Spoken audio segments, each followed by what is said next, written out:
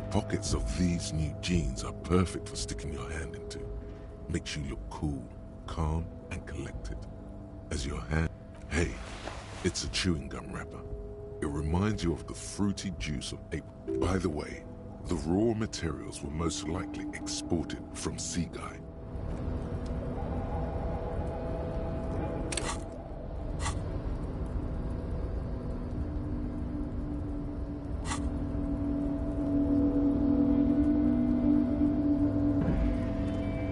A tarpaulin cloak with possible RCM markings is still caught on the railing.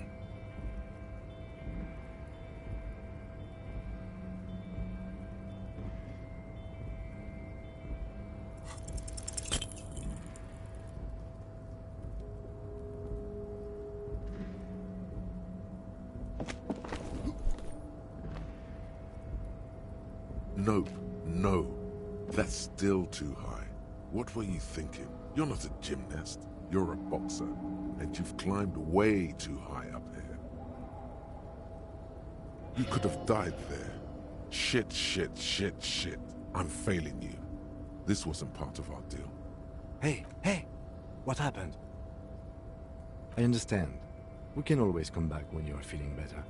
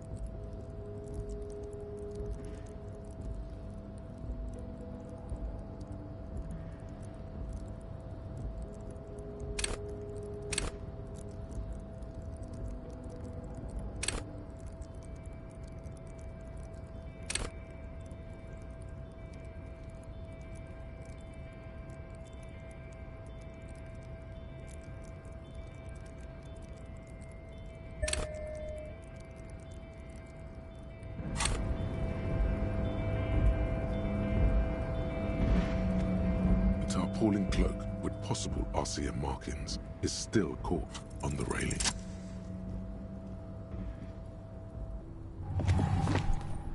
As you leap in the air, a chilly breeze engulfs you, sharpening your senses.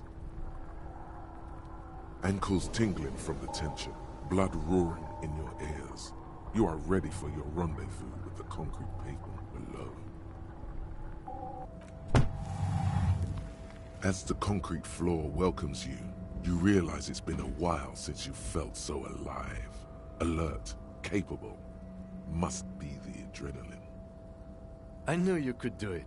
My climbing down might not have been as disco as your jump, but at least we can explore the harbor now. With your feet firmly planted on the concrete, the noise of the harbor rushes back in.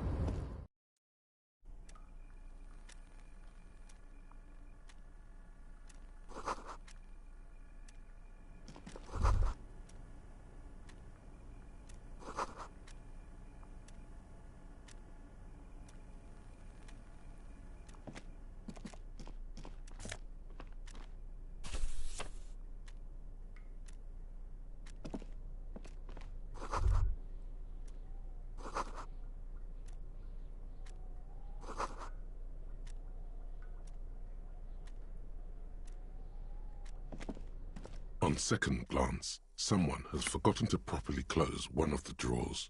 It's unfortunate for the Union to just leave their paperwork lying around like this.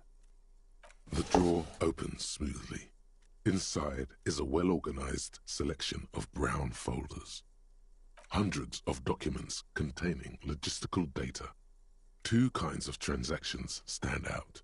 Materials coming into Revachol from the outside world, from Muindi, Grad, and even Ilmara. And the same materials being handed over to companies inside Revachol. Kuron, Coal City, La Delta, and Jamrock are listed among the many districts where the imports are being sold. It's hard to make sense of this thicket of company names, dates, quantities, and percentages. You try to focus, but the lines are getting blurry. Look how blurry all the lines on these papers are. How unwieldy your own willpower is to yourself. You're like an absurdist Samaran monk, focusing through not focusing. Hermeneutics was almost within your grasp, but now only vague letters float before your eyes. Less meaningful, but aesthetically more pleasing.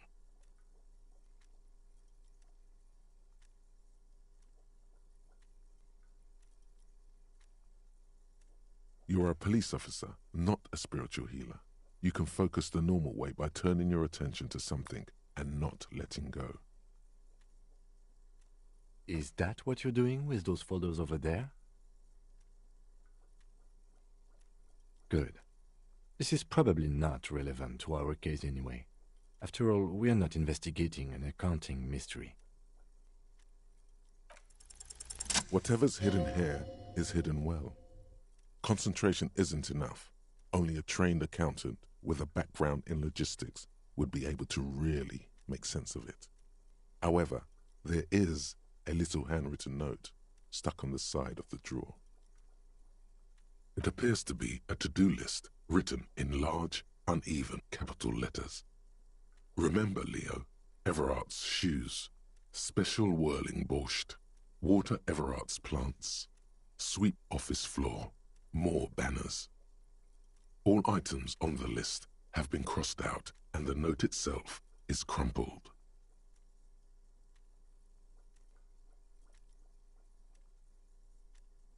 Everard Clare, probably. The head of the Debarders Union. One of his aides must have left it. Nothing incriminating here. The special borscht seems a bit odd in the list. Remember, Leo, Everart's shoes, special whirling borscht, water Everart's plants, sweep office floor, more banners. All items on the list have been crossed out and the note itself is crumpled. The drawer slides shut smoothly.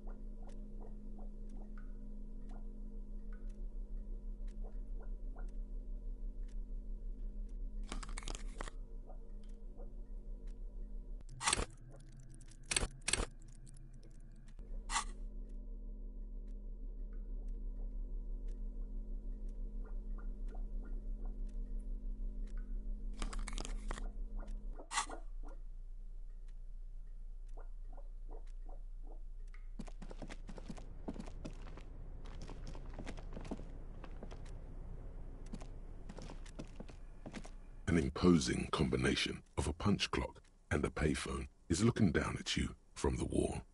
A note on the side says, "Tokens unavailable due to strike. Use change."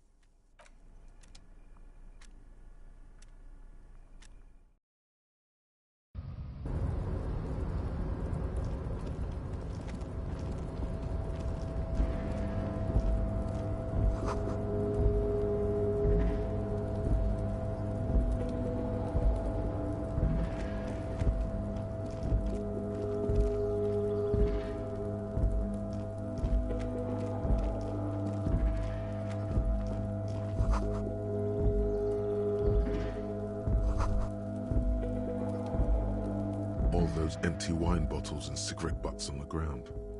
Someone partied really, really hard here. Well, they went through 6 bottles of potent Pilsner, 3 bottles of Commodore Red, and almost 4 packs of cigarettes. It must have been pretty hard. Well, yes, I think we can say with relative confidence that it was you.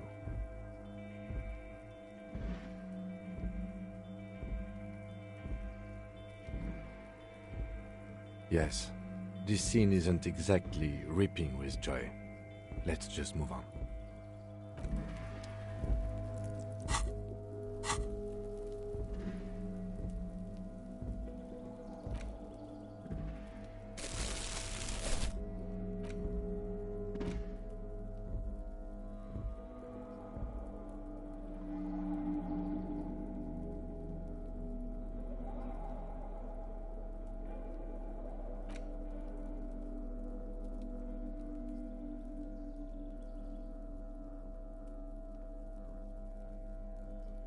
There it is again. The scent of apricots with a touch of cinnamon. Smells, yes, from the height of the sun sets into the sea, but the water does not boil. Instead, it turns to liquid gold. For a moment, the world's store of precious metals seems to increase dramatically, and you are rich. There is a movement next to you, the shuffle of a small coat, warm like the evening. But when you turn toward it, there's nothing there. Why are you talking to a gum wrapper? Bitter, citrus, sweet. It seems to grow stronger. Whatever petrochemical byproducts they used to create, until a blossom of skin and flower petals erupts behind your closed eye. Feels so familiar.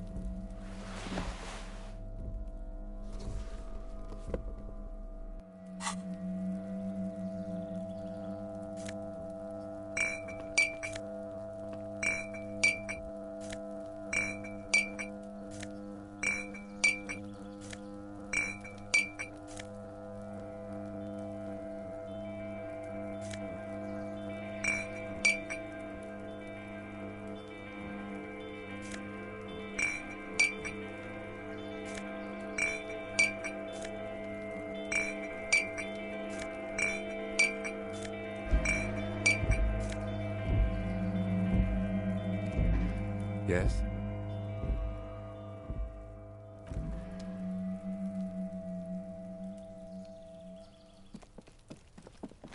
This is the night watchman's booth. The name on the door reads, René Arnaud. Listen, it's okay to take a few minutes to yourself. Sit down and have a breather. If you must.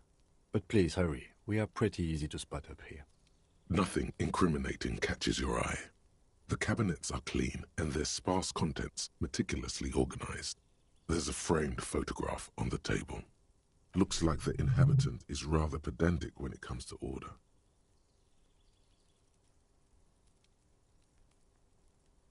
Let's get going. The entire neighborhood can see us up here. The chair is not as austere as the rest of the booth. A thin grey pillow is attached to the seat, secured to the stiles by black ribbons. Stale air floods through your nostrils. Not a single mote of dust floats inside your lungs, though. The inside of the booth is immaculate. The drawers are empty, save for old timesheets and receipts. One small box, however, does hold some cheap painkillers.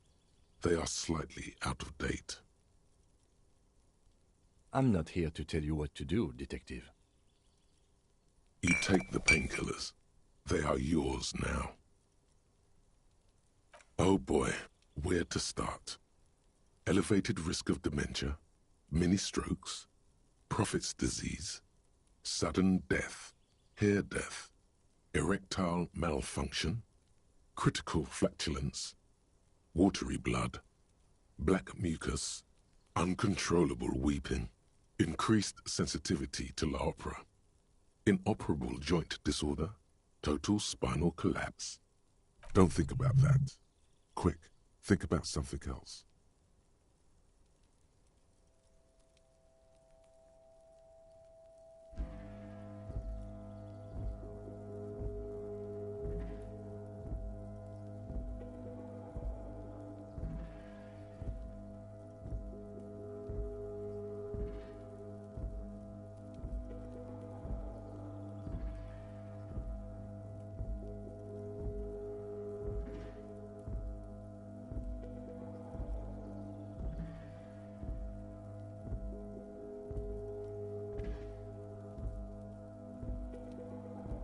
The enormity of the case before you dwarfs the list of side effects. You can't even see the side effects anymore. They're nothing to you. You stand and exit the booth.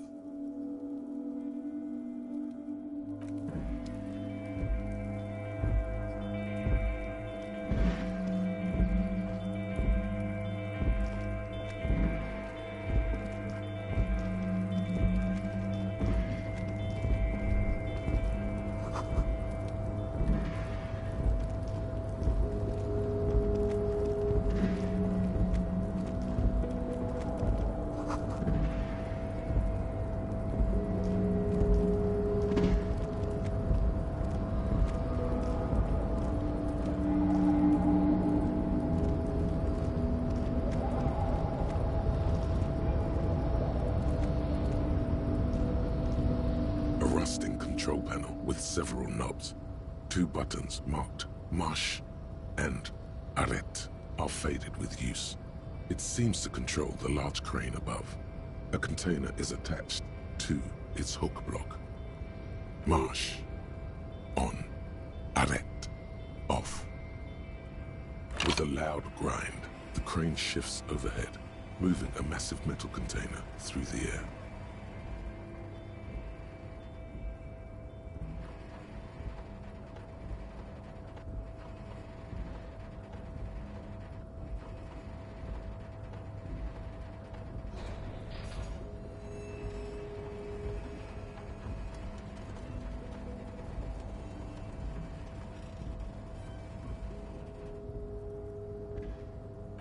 With a surprisingly quiet thunk, the crane places the container down.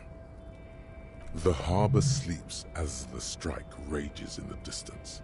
The crane can rest again, now that its purpose has been fulfilled. Moving this container, of course. For this purpose it was built. For this purpose it has acted, and now it will rest. I can't see how that was worth the ruckus. Except for seeing the crane in action, which I admit was satisfying. The crane does not return to its original position. It does not move at all.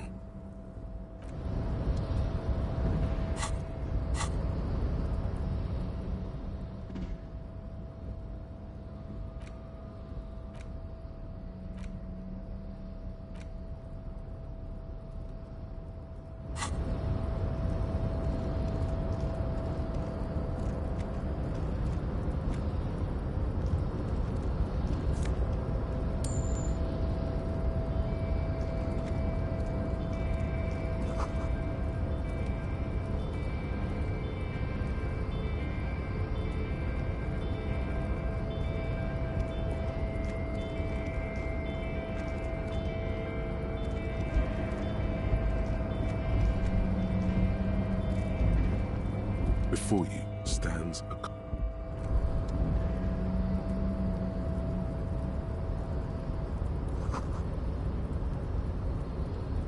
you stands a cargo container. just one of many in the yard.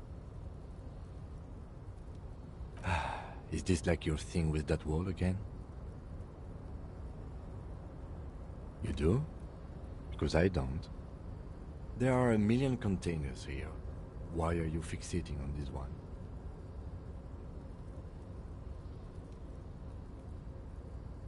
It's a cargo container, Detective, just like all the others. We are not here to interact with containers. We are here to get the body down from the tree. No reply. The knock produces a hollow ring of metal. Doesn't sound like there's anything inside the container. You attempt to turn the handle, to no avail. The doors seem to be mechanically locked. To your left, the lieutenant considers your actions with some puzzlement.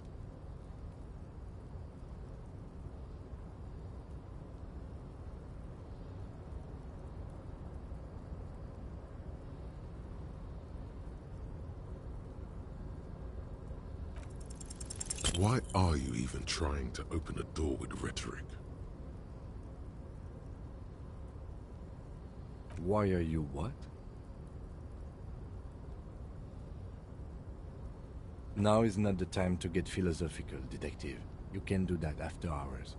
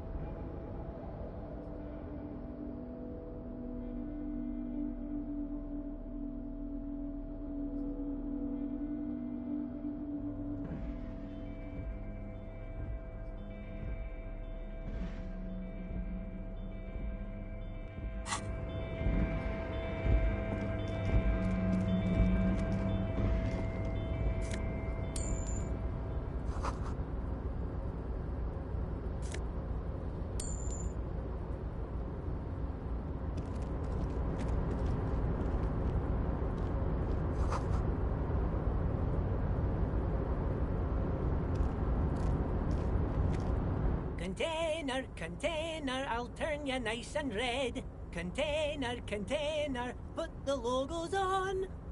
The lyrics to this container song are being made up as he goes along. The accent is so thick, it's impossible not to notice he's Ubi, from the vanishing peninsula of Ubisunt on Muindi.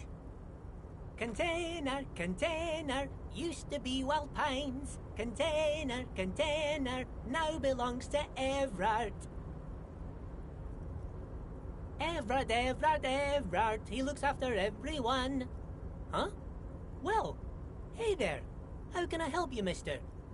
I see you are not a union man, mister. Did you get lost? You're not one of them scabs, are you?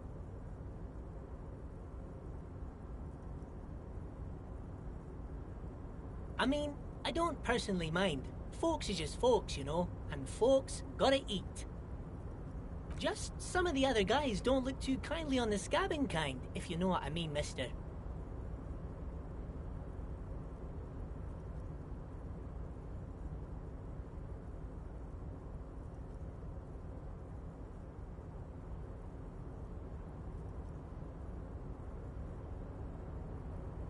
Yes. Everybody needs a job, and this is mine.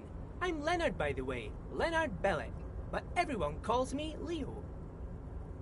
I'm like Mr. Everett's right-hand man when Mr. Edgar is out of town. and Mr. Edgar's right-hand man when Mr. Everard is away. Actually, Miss Beaufort is the right-hand man, but she's a lady. Who is this, Miss Beaufort? A real pretty lady with a skin like those Douai Sucre candy bars my missus likes so much. Them are real nice to suckle on once the dinner is done and me and the missus sit down beside the radio. But I can't listen to the radio all the time. There's so much to do around here and I'm always busy keeping things running here. Yes I am, yes I am. Oh, Lizzie, she is a real sharp tool. Mr. Everett put her through some fancy school and everything, east of the river. 4 years she was gone, and when she came back, she was all fancy and lawyerly. He respects that word. That's obvious. But she's a real nice girl. Grew up in this here neighborhood. Knows everybody and gets along with everyone. Real pillar of the community one day, I'm sure. If me missus and me was to have a child, I'd be real happy if she turned out like her. But she can't have kids. Dr. Lemaitre said so, and she knows about such things. Been a doctor for almost 50 years she has.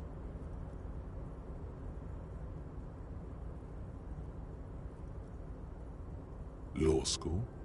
Could she be talking about the union fixer, aka the gardener? Looks like it. I'm not sure what a fixer is, but she is a real nice girl. Smart as a whip too. Telling the gardener you know her name might throw her off. Perhaps something to consider later.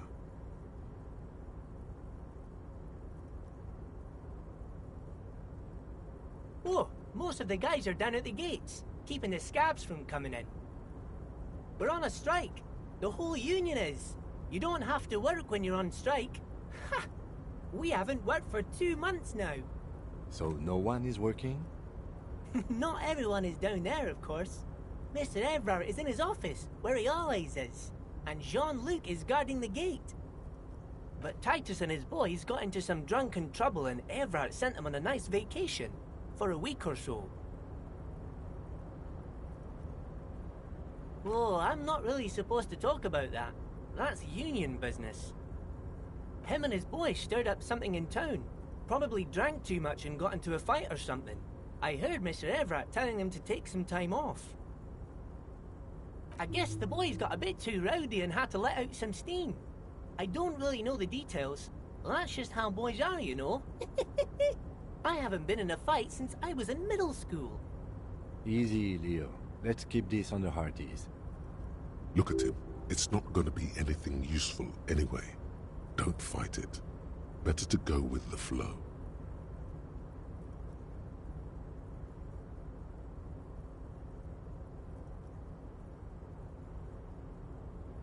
I remember I was the runt of the class. The bigger boys always used to pick on me. You see, I had a bit of a temper back in the day. Flew off the handle like nobody's business. But Mr. Everett and his brother always came to help. Once they beat old Noel Becker so bad he needed stitches on his head. Noel never started another fight with anyone after this. Mr. Everett and Mr. Edgar are real nice guys, mister. You should go talk to Mr. Everett. I'm sure you'll be good friends. He's friends with everyone around here.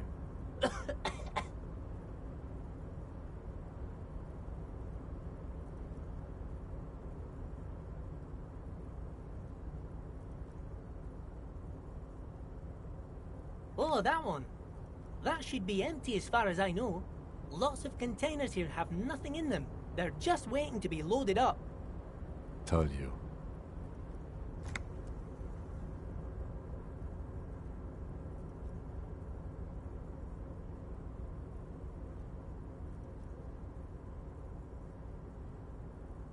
Oh, you want Mr. Everett then? He's an awfully nice fellow, he is. Him and his brother are both nice fellows. They've lived their entire lives in this here neighborhood. Guys like Mr. Everett and Mr. Edgar, his brother, are real good guys. Made Martinites what it is today. Mr. Everett and Mr. Edgar and I went to the same school we did when we were boys. Oh, Mr. Everett is where he always is. In his office, of course.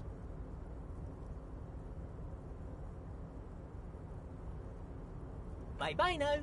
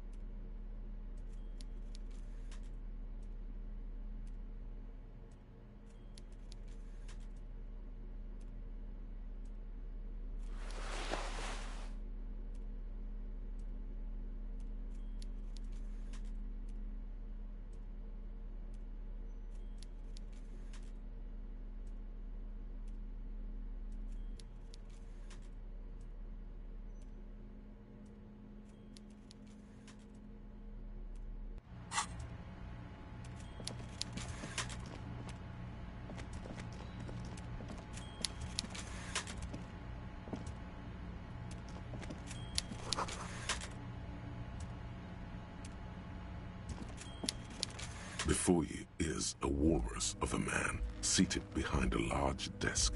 He looks up from his work, not the least bit surprised to see you. With great effort, he straightens himself up in his chair, yet says nothing. He simply stares at you, with a mixture of expectation and impatience, well bottled.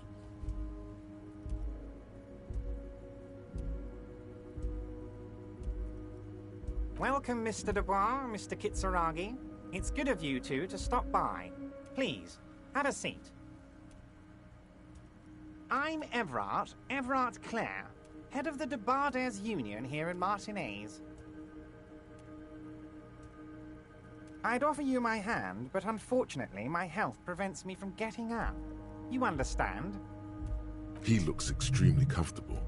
The tiny folding chair, on the other hand, looks like a torture device. You go ahead, detective.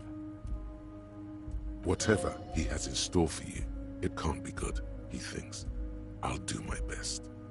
Forget about that. What's with this Dubois stuff? You're getting some seriously bad vibes from that name. Please, Mr. Dubois, let us converse in a civilized manner, as equals. Take a seat. I insist.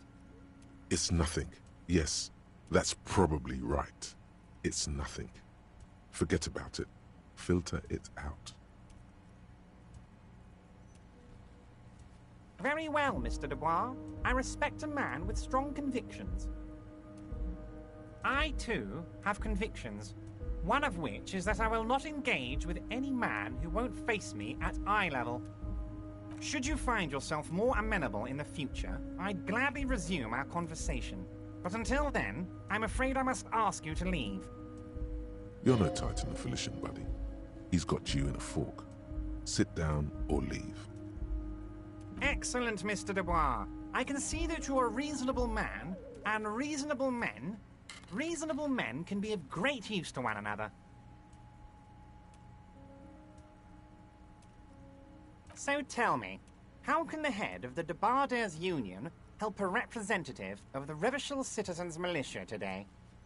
The chair you're sitting on has got to be the most uncomfortable chair in the world. It's violating your backside.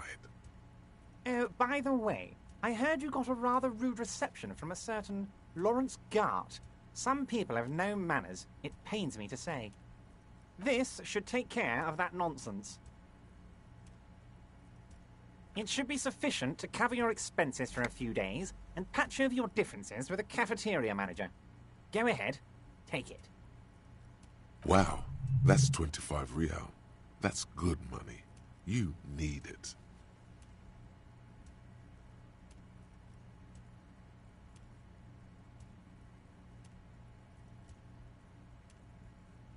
Yes, I know Lawrence. He's a real character. No union man in him. A real piece of work, that boy is. With a grin, he points to the checker game. It's like you're on a game show. At least don't thank him for it. Is there anything you'd like to say to me? Or... No.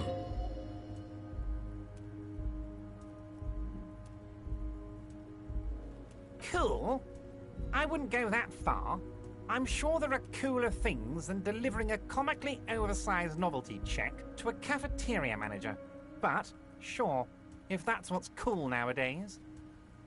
Now, I'd like to set your mind at ease about one other matter. Your lost gun. Let me assure you, Union people are on it as we speak. I've got my best hounds looking for that lost gun. His slug-like lips move, but all you hear is an echo. Lost gun, lost gun, lost gun. The world is swallowed by a black hole of fear. Only 2 words escape its gravitational pull. Lost and gun. When he said, "Don't worry," he actually meant, be very worried.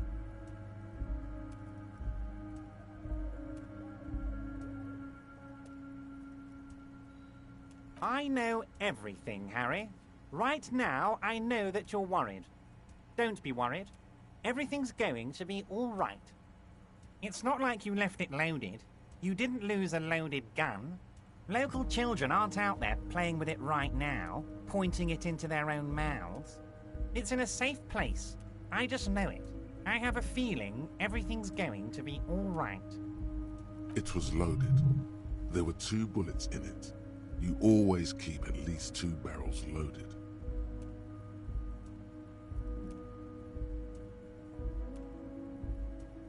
Officer, we will deal with this later. We don't need Mr. Clare's help with this. I wouldn't be so sure about that.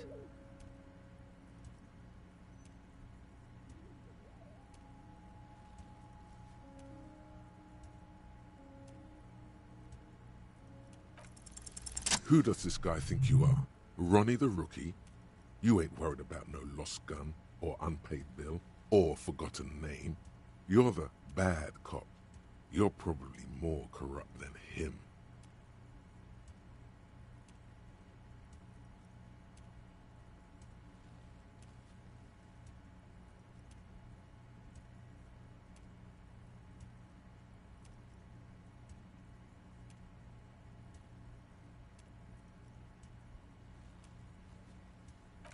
The fat man does the same, sinking deeper into his chair than one would think is physically possible.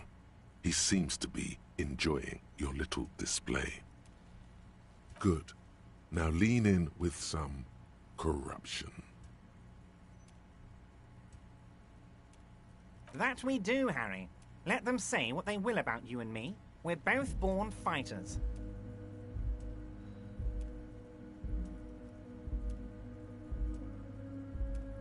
Why, thank you. It's always nice when a fellow professional appreciates your work. That's it. Now kick back and add a final flourish for dignity.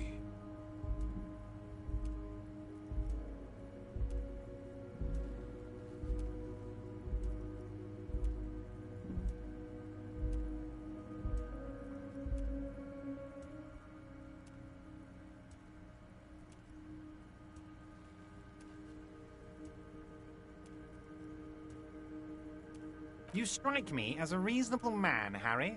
I like that in a lawman. Let's cut to the chase, shall we? What can Everard Clare do for you? I think we'd like to ask you a few questions. Don't you think so, Detective? Somehow you managed to get yourself out of this one. Now quick, keep the momentum up. Ask questions. Whatever you do, don't ask him about the gun first. You don't want him thinking you're scared.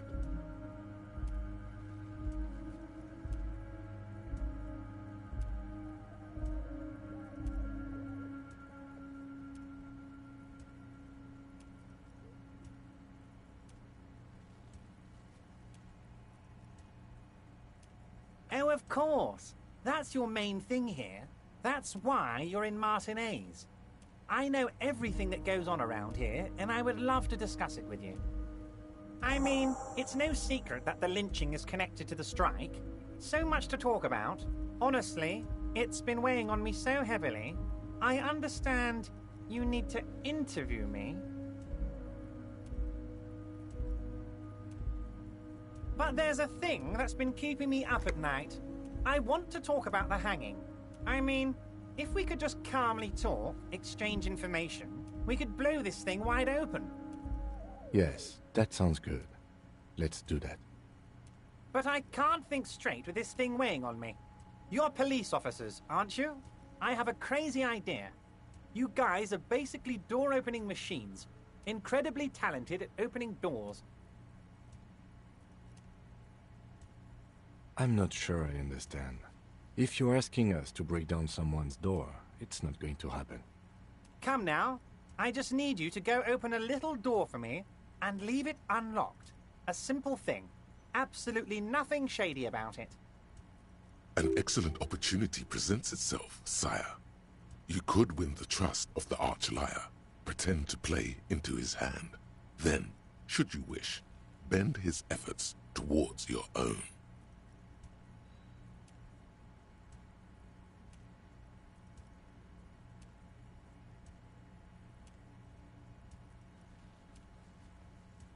Harry, I'm a very busy man, and more importantly, I don't have that extraordinary physique you do.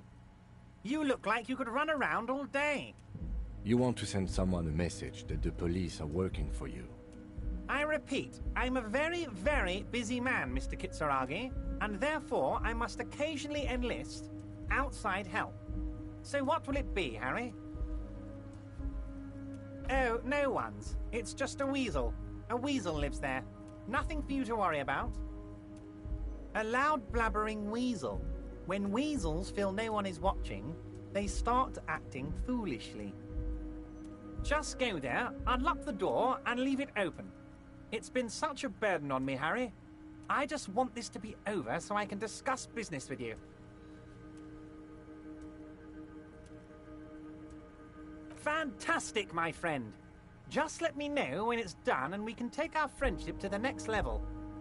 You can get the key from Manana. He's down by the gates. Manana's like a free agent in the Union. Special operations. Hardened socialist. A real free thinker too. He'll tell you precisely where the door is. One last thing, Harry. Just open the door. You don't need to go in or anything. I just want that weasel to come home and see the unlocked door.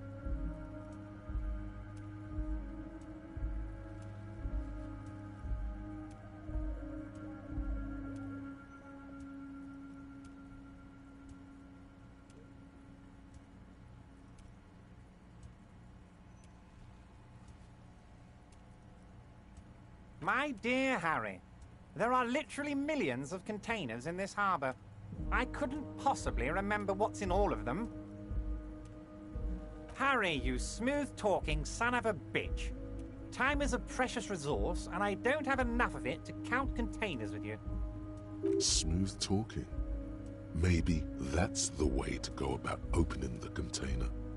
You should at least try convincing it.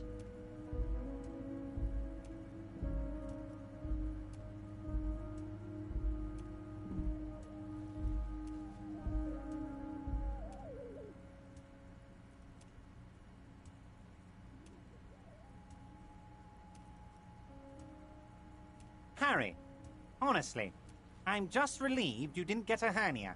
A man your age...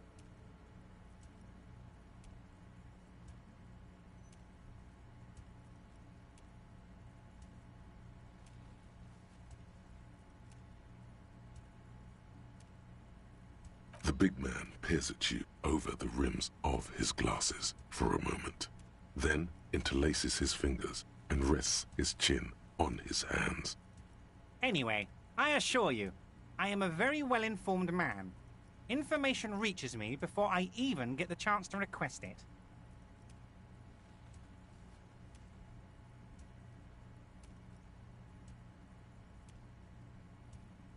You might have noticed there's one hanging on a tree behind the hostel cafeteria. Oh my! Don't take this question personally, but why would I get involved in this matter? Mr. Clare, the man was hanged with a cargo belt. A steel-reinforced cargo belt. It it's safe to assume the Union had something to do with the murder. Besides, getting the body down would benefit all of us. It's a stain on the neighborhood.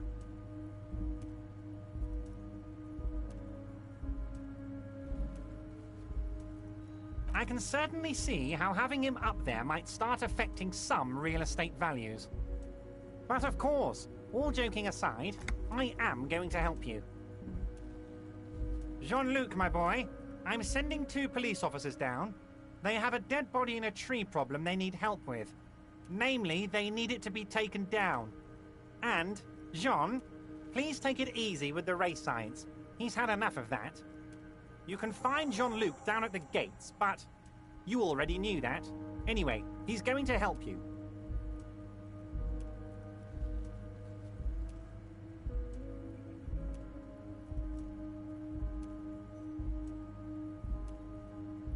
Of course. Let us dispatch with the formalities. You call me Everard, I call you Harry. That's what the hanged corpse called you. Harry.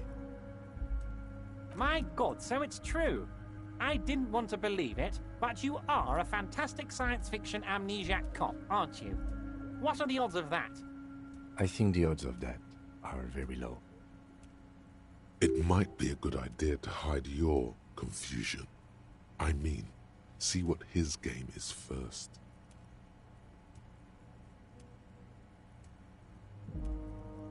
So good to hear that, Harry. Apparently my sources were wrong. However, if you did have a spot of memory trouble, I could help you out. With my big fat folder. Words flow like a river of honey from his lips. I guess word has already reached him. No matter. No harm done. It's just a brown folder. You can't make out what's written on it. Are you trying to tell me you've gotten hold of some of our documents? Mr. Kitsuragi, would you mind? Me and Harry are talking about his lost identity right now. Don't just jump to the folder. That's not smart. Shows you're on the edge. Do some probing first.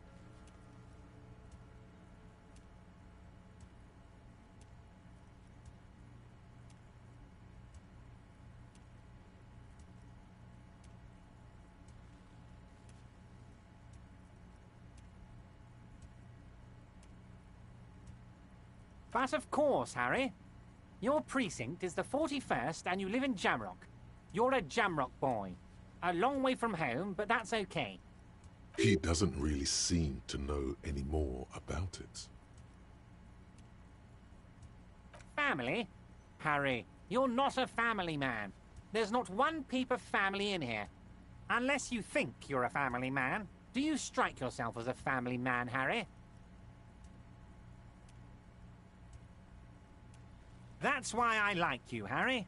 A good man knows both his strengths and his weaknesses, and you, my friend, you are one of the all-time greats.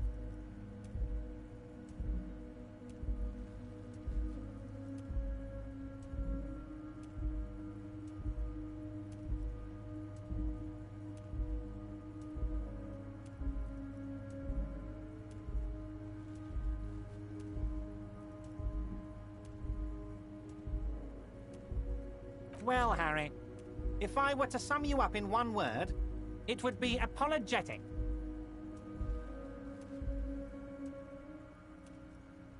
Yes, you seem to be, a lot of the time, but right now there's no reason to be. Let loose a little. Be you. He's probably just making a guess based on your recent activity in Martinez.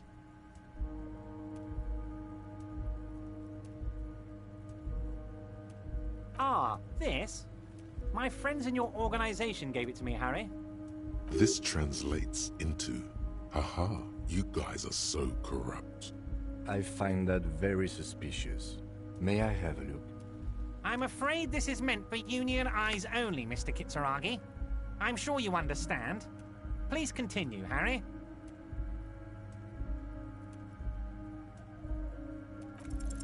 As you look at the folder, Everard covers it with his hand and pets it. He's hiding it from you because it's not a real RCM folder. It's just another one of those brown folders you saw in the file cabinet. Okay, Harry, you got me. This is from the Census Bureau, not the RCM. Those Census Bureau people are absolutely corrupt. You should do something about them. He got the name from the Census Bureau, and everything else from your actions here in Martinez. Yes, Mr. Kitsuragi from the Census Bureau. Like I said, now I'm actually a very busy man, so is there anything else I can do for you, Harry?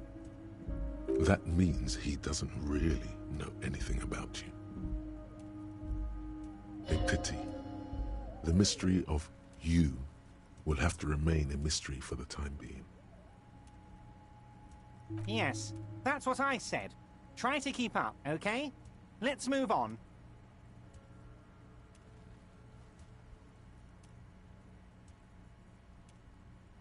Yes, your lost gun. My best men are on it. They're turning every stone, searching every playground, asking kids, grandmas, everyone. Your gun will be found, Harry. Let me assure you of that. It's just a matter of time and effort. The only way to find it seems to be working with him. He might even be holding your gun hostage.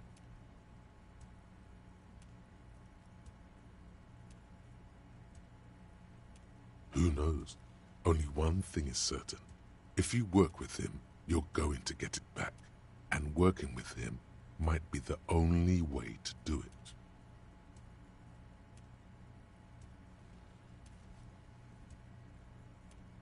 Yes, thank you for the hot tip regarding your lost gun, Harry.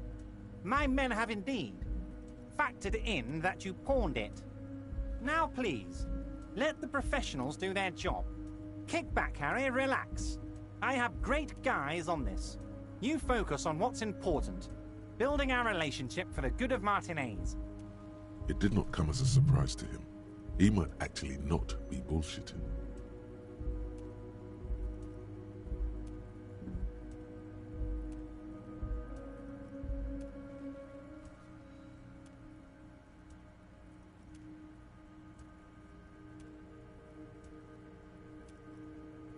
Damn it, Harry. That's exactly what it means. I'm only kidding, of course. Of course. I understand. We help you, you help us.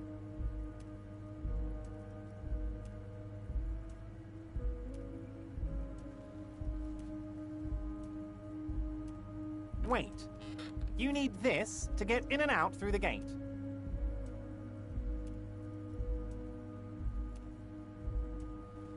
Here, you're one of us now. A real red and white Union man. Take care, Harry.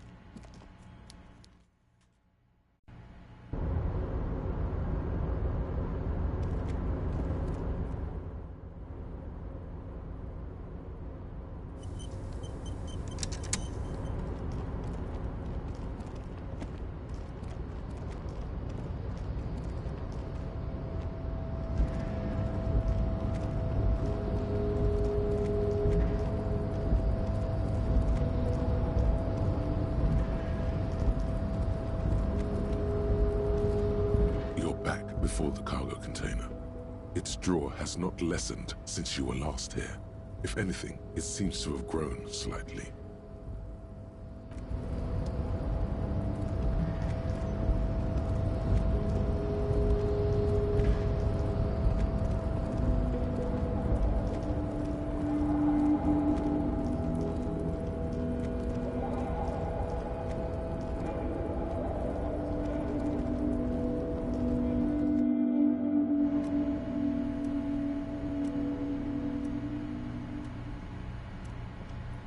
The already familiar cold touch of plastic welcomes you as you pick up the handset.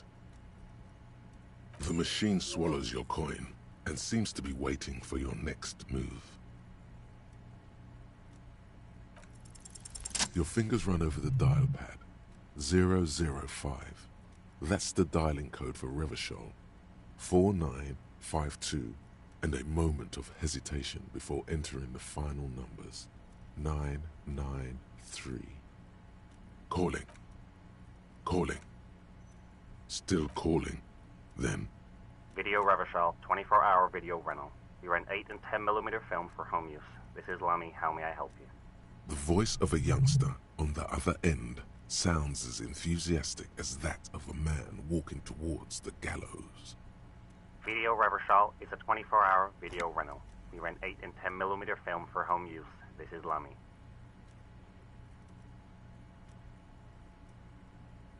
No.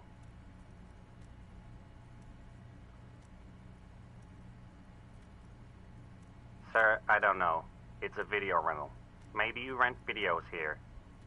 Maybe you called to extend your rental period? Do you need to extend your rental period? Let me fire up the machine. Dubois. Dubois. Here we are. You haven't rented anything in 5 years, but you still have a copy of Blue Ocean Hell from November '46. Whoa, not a fun film, that one. It's not an easy watch. After the death of his daughter and subsequent divorce, Ziemsk immigrant Egidius Wojcik tries to come to terms with the onset of dementia. No wonder no one's been missing it. Still, it would be great if you could return it to us. We're on the corner of Voyager and Main. The call is terminated by the other party. You're left with the discomforting sound of the disconnect tone.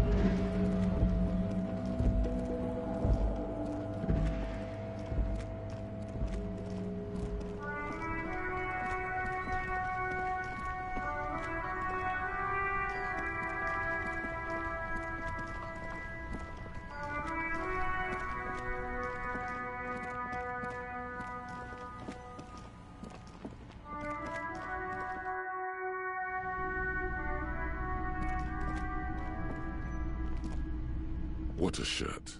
All other shirts pale in comparison to the muscular man with antlers and immense Zweihanders. Welcome to Helmdal, officer.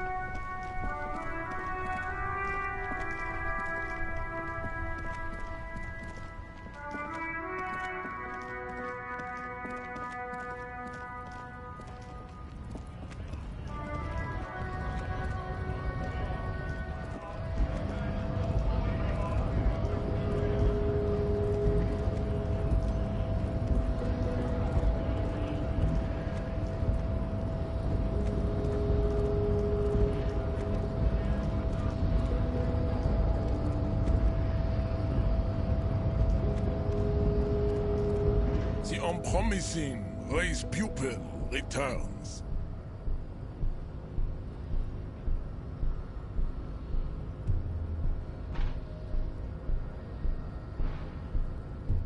So it was. You surmounted the harbor wall in a display of athletic prowess to reach my superior, then had him give me an order. I salute your cunning, and I will remove the body from the tree with my bare hands. You're so noble, Measurehead. There's a but. But while I am gone, someone must stand guard on the bridge. That someone needs to be you. Both of you. This is the uncomfortable result of not taking it on ourselves. I can live with a compromise. Listen to your little friend. He is wise in his childlike way. His mysterious race may yet prove fierce competition to my heroic haplogroup.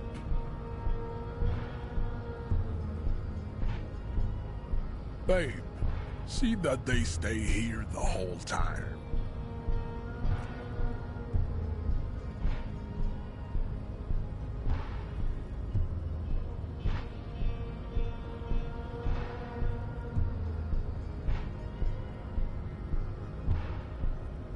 The woman's gaze follows Measurehead as he leaves. So, you guys are like cops or something?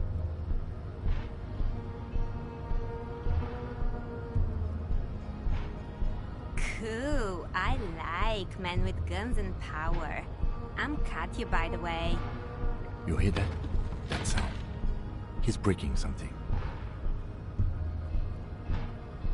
Yeah, Jean-Luc must be really tearing it up over there. I wish I could see it.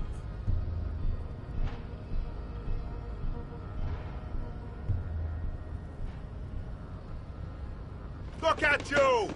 RCM rent-a-cops! Guarding that bridge like Everott's lapdogs! Is this where it's at now? The RCM is for sale! Spoken by a mercenary pretending to be a worker.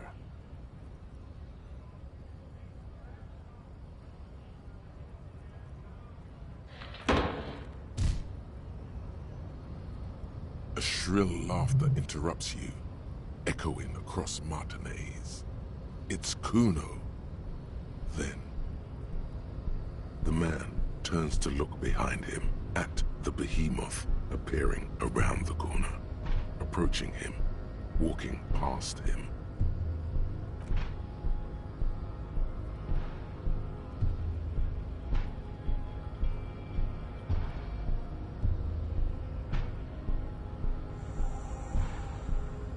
The corpse has been removed from the tree.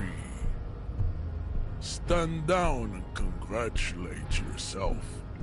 You have sided with Ray's victory today.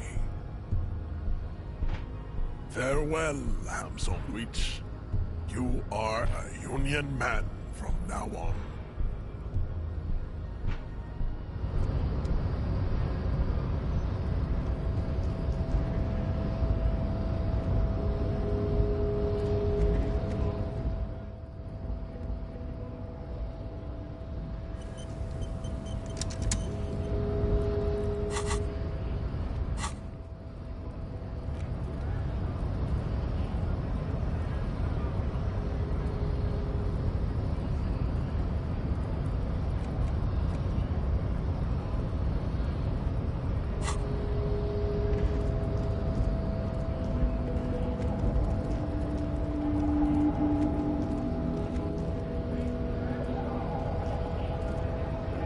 So, how'd you like our harbor?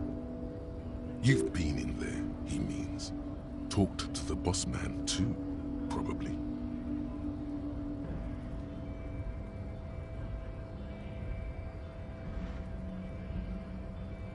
It's but a rest area on the path leading across open plains. Right. You talk to the boss, eye to eye, like men of the plain. If you have any more questions, I'm set to talk. A key, huh? What door is this key supposed to open? Oh, say no more. I got you. I got that key right here. And let me tell you, it's mighty good of you to help us out during the strike. Working class solidarity, as they say.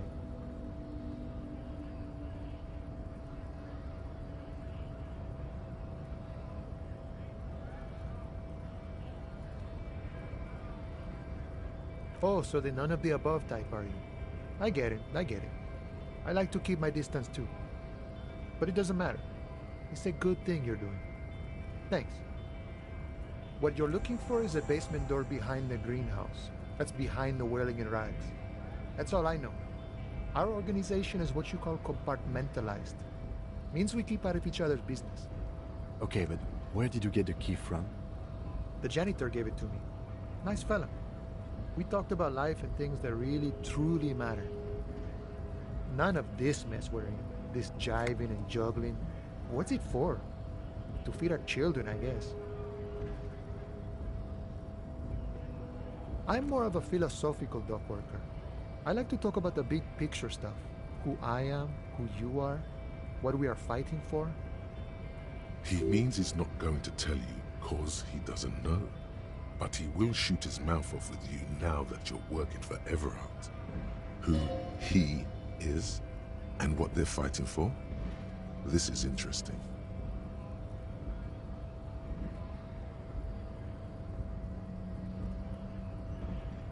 Los Ardis?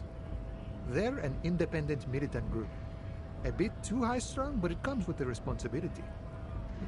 They're sort of like you. Preserve the rule of law and all that. Except it's Everard's law. But really, they're just like you. We're negotiating our share. Aye.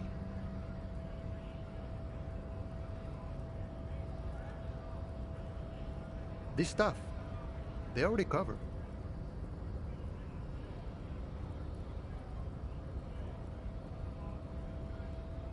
Never grateful.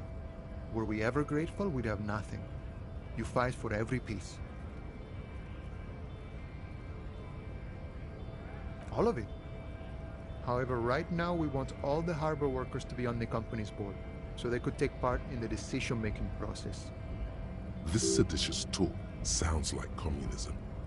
Just so we're on the same page, communism is basically wanting to kill the rich people or deporting them to a labor camp in southeast Grad. But don't say that out loud if you're a communist.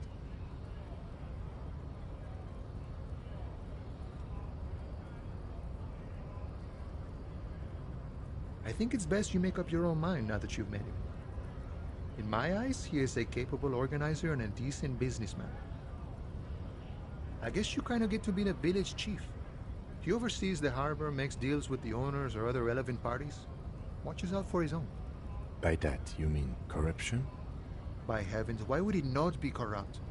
We live in a harsh and disordered world, see? And in this world, the old man is corrupt for our benefit, and we know it. Appreciate it even. He is, personally, not too lavish. Okay, he's reasonably lavish, sure. That's his prerogative. It's not like you want a saintly demeanor on a corrupt motherfucker. That would be a manipulative illusion. Besides, there are no non-corrupt systems in the world anyway, and moralism is the most corrupt of them all.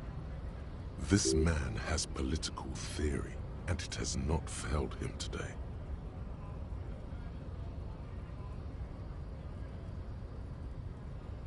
Sure thing. This was great. You feel mentally reinvigorated.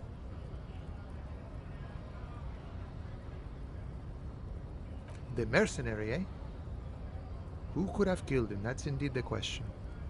Why even do such a thing?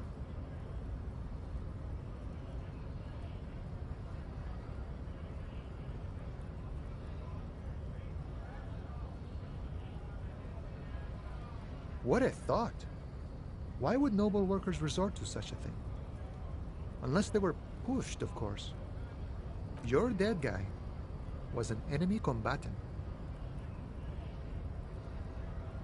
He was an agent of the opposition, attempting to undermine our honorable efforts. I ain't the murdering type, but that's just me. Large organizations like our union have all sorts of men, with all sorts of skills.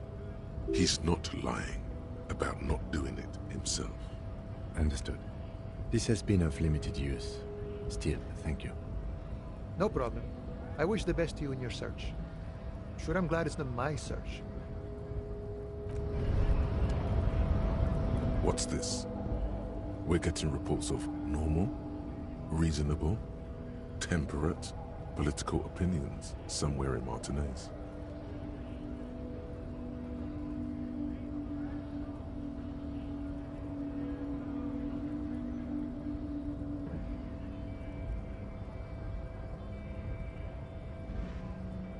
The air suddenly feels calmer, more transparent in a strangely tender way.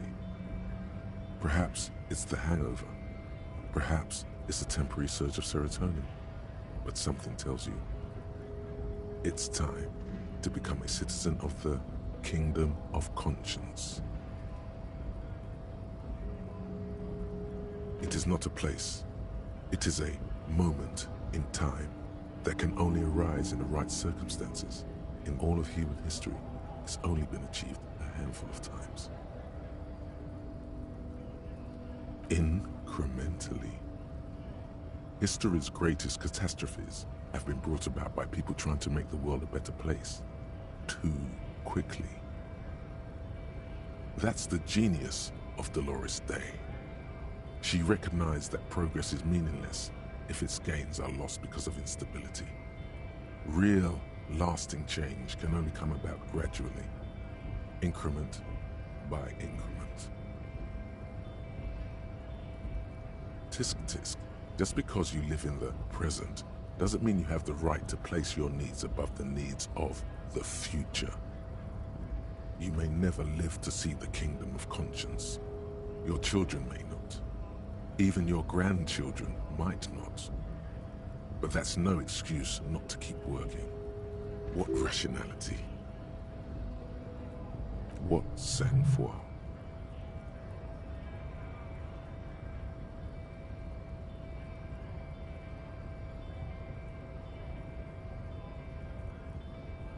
Do you believe the status quo is preferable to chaos and bloodshed?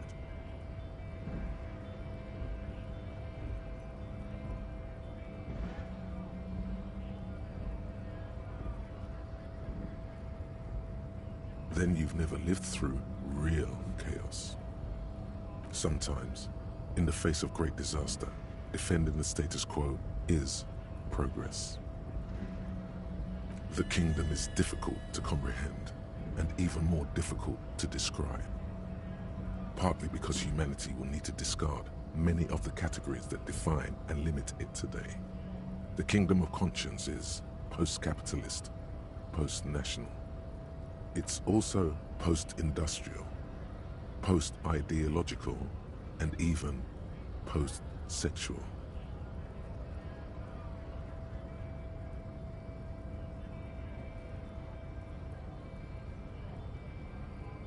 Slow down, Mr. Reasonable. Did you miss the part about compromising and taking things slow? That's right. Remember, real democracy is just around the corner for Revachol. When that real democracy kicks in, a long time from now, we are all going to be so much happier.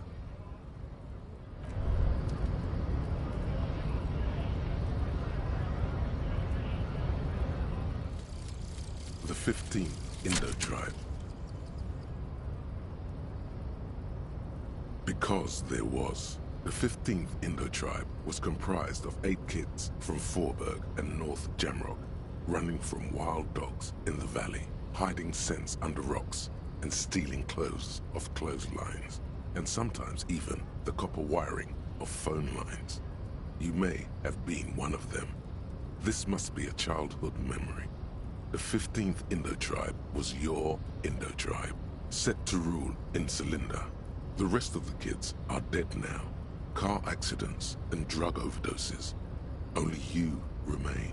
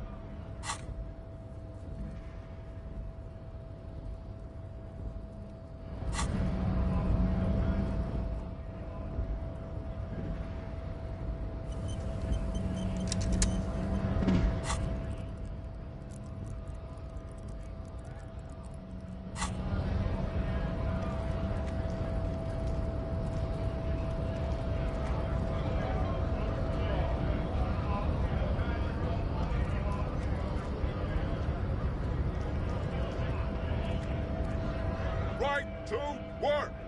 Right to work! Shame on you!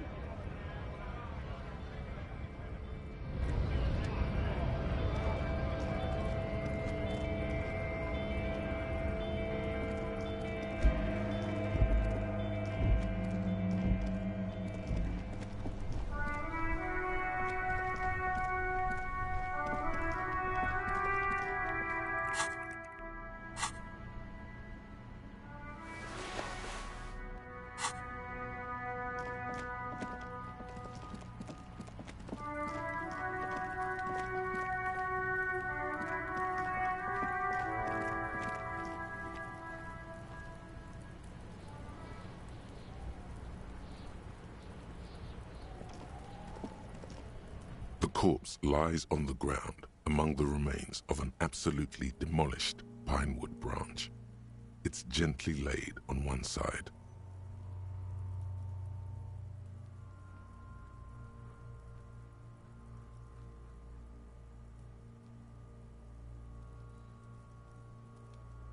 Mr. Measurehead has done a good job. Nothing is too broken or compromised. The victim is ready for a field autopsy. Yes. 1. Investigation of the scene. 2. Initial examination of the victim. 3. Field autopsy. 4. Transportation of the body to the morgue. We are on number 3. The RCM's 4-phase murder scene processing manual. The fuck are they on about? Cop's gonna cut his shit up!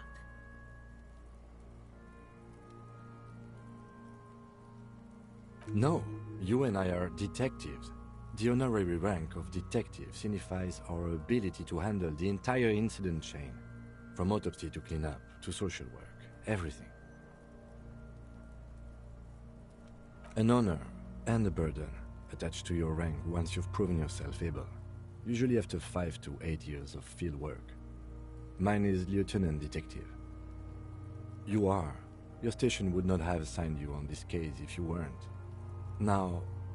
The lieutenant adjusts his glasses and takes a deep breath.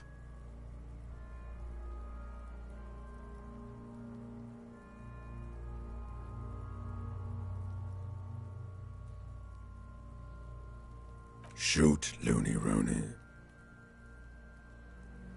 Come back later, Corporal. Amuse yourself with my frank man. Come on, officer. You know what a field autopsy is.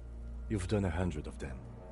What you do know is, at 18.9 kilometers, the dormant shield volcano, Corpus Mundi, is the world's highest summit, and the failure of the 38 single, Et puis descend, to crack the top 20 was the death knell of disco. But what a field autopsy is, you have no idea.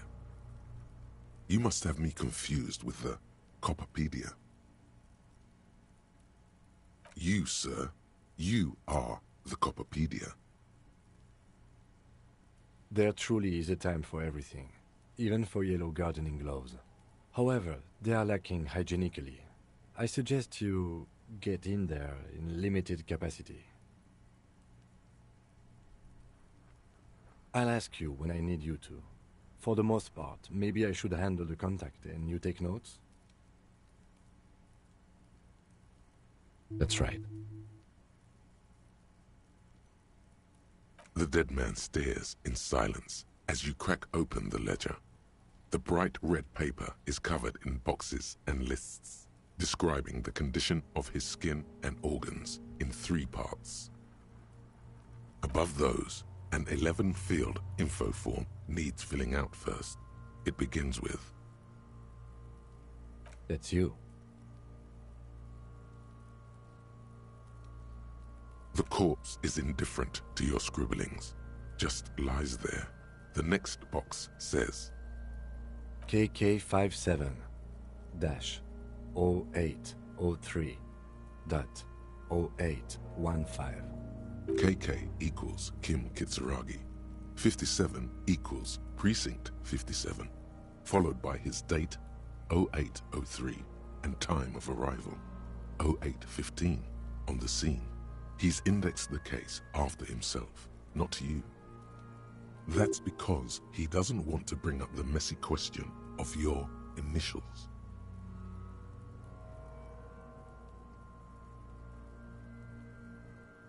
Next. We've heard the nom de guerre. Lely. It's better than nothing. Write it down. What's next? Date of birth? NA. Roughly 50. Try 40. The damage is so extensive, it's better to err on the young side.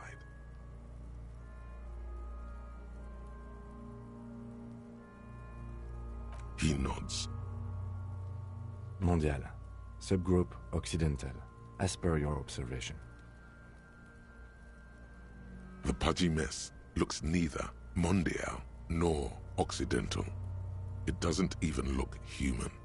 The next line says, as you read it, you think, that leaves out dark-haired Mesk, Sao, Sarah Mauritian, Kedratic.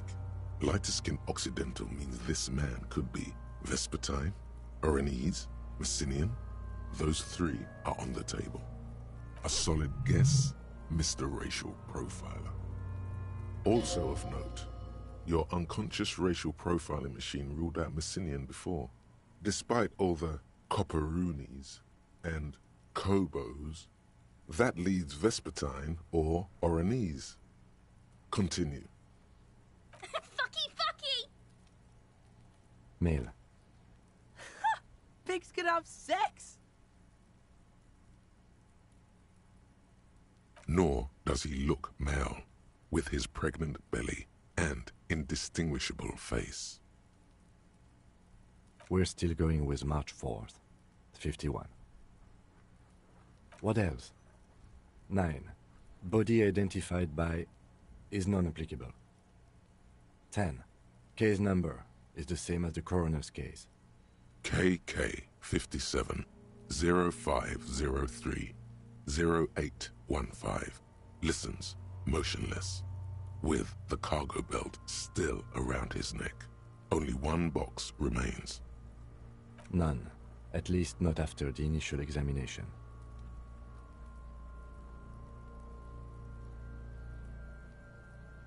Interfering with the body's position or wounds post-mortem. They'd have to have incapacitated and carried him over. This man was more than a match for untrained dogwalkers. Your central nervous system recognizes this gesture. It's the stations of the breath. Ecclesiastic, religious in nature, a holdout from pre-DeLorean burial rites. It takes him 2 seconds to perform. Then, we should start the post-mortem. The corpse cannot feel Kim's hand on his chest. It no longer meaningfully interacts with its surroundings. A thicket of boxes and lists on red copier paper tries to answer why. Clothes. The deceased wears armored boots and white briefs. The make of the briefs is Babrodine, I think. Let's see. See, it's happening. Babrodine, yes. Inexpensive. Size M. Color white. The disappointment is palpable. The red-haired thing was expecting something more lurid. The boots are ceramic, vitreous enamel. They are fused to his skin from blood flowing downward post-mortem. Removal of the boots is left for processing. The boot has a serial number. It's E50.100.100. The lines between the plates are in the shape of the alphanumerical. The number is purposefully concealed by the design. Tattoos. The upper torso is covered in a single, continuous tattoo, resembling a map of the night sky. It reaches from the right shoulder to the heart. The ink is blue and white. The assistant has a color photograph of the markings, to be added to the case files as document A1.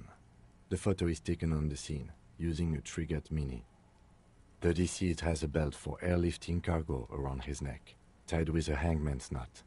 Color, yellow. Length, 3 meters. There is a buckle on the other end. Well-nourished, athletically built, measuring 1.8 meters. Generally consistent with age 42. Preservation is good. Ambient temperature below freezing. Body hair is light brown. Distribution is consistent with the age. The deceased had male pattern baldness. Hair is combed back, short.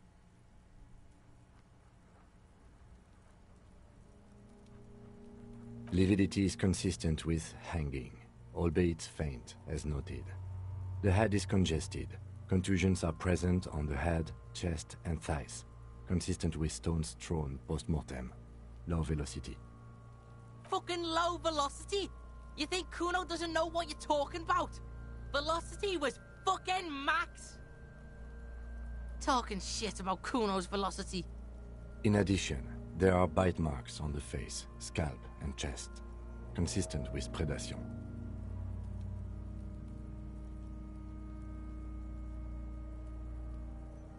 Ligature mark.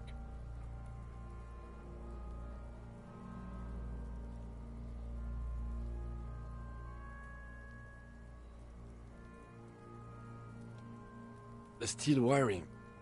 There's too much of it. We need to remove the belt so we can get to the ligature mark. You got just the right tool for that. The chain cutters. The hanged man lets out a joyous little bubble of rot from his nose. Always good to think ahead. Now, we need to cut the belt to see the ligature mark below. Carefully, with as much precision as you can. See, my pig is gonna fuck his head off. No, he ain't. Your pig's a boring fuck.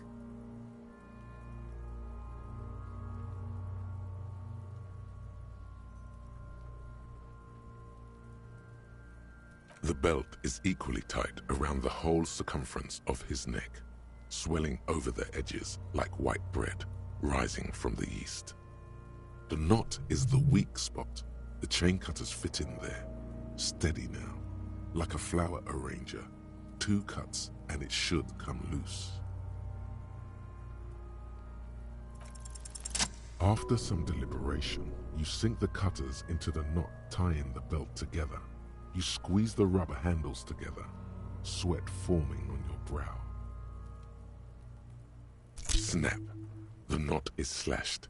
Another cut and the belt falls apart like a flower bouquet, revealing the dead man's neck and the dark red ligature mark around it. The rope rises to a point, leaving a gap in the ligature mark. The suspension point is in the back of the neck. Hemorrhaging is observed on the skin, above and below the ligature mark. The mark is well pronounced, consistent with a drop from 1 or 1.5 meters. Chest is intact, normal contour. Abdomen is protuberant, pelvis intact, genitalia... No! Let's get out and see! I fucking knew it! Genitalia is male and unremarkable. No evidence of injury. The dead man's penis is average-sized, congested from the downward collection of blood. The testicles are uneven in length, hanging underneath. The genitalia is greenish. Marbling is present around the crotch. Back is symmetrical and intact. Upper and lower extremities are intact, but asymmetrical. There are combat injuries on the right hand, thigh, and hip. In addition, I see smaller, residual scars, too numerous to count, covering about 30% of his skin. From wounds sustained over 2, maybe more decades, dispersal and accumulation indicates long and active combat duty. We have a real museum here. Of battles, wars. Last item, hands. His flesh is cold, icy. Pleased to meet you. Where are you from and what's your name?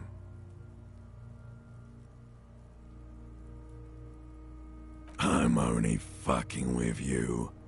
I know where you're from. From Cappadocia. and your name is Il Corbo. What can I do you for, Il Corbo de Cappadocia? Nothing does. This was pleasurable. I sincerely thank you for touching my hand. We should do this more often. Be close like this, I mean. Hands are clean. No sign of injury from struggling. Maybe I'm just not seeing them.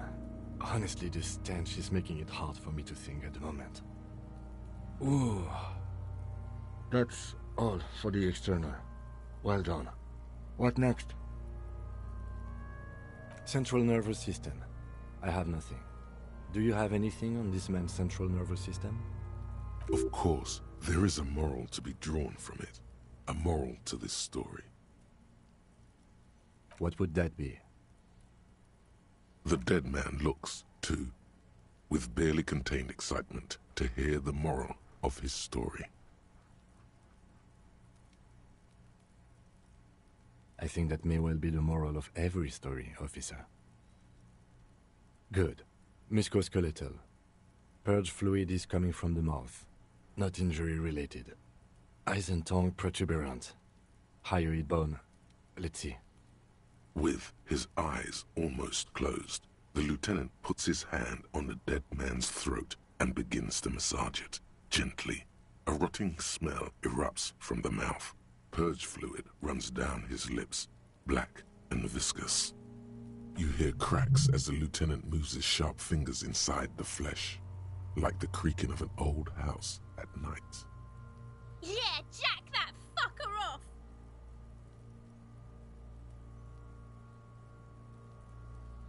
The hyoid bone is fractured. The rest of the musculoskeletal system is intact. Unremarkable. Respiratory system.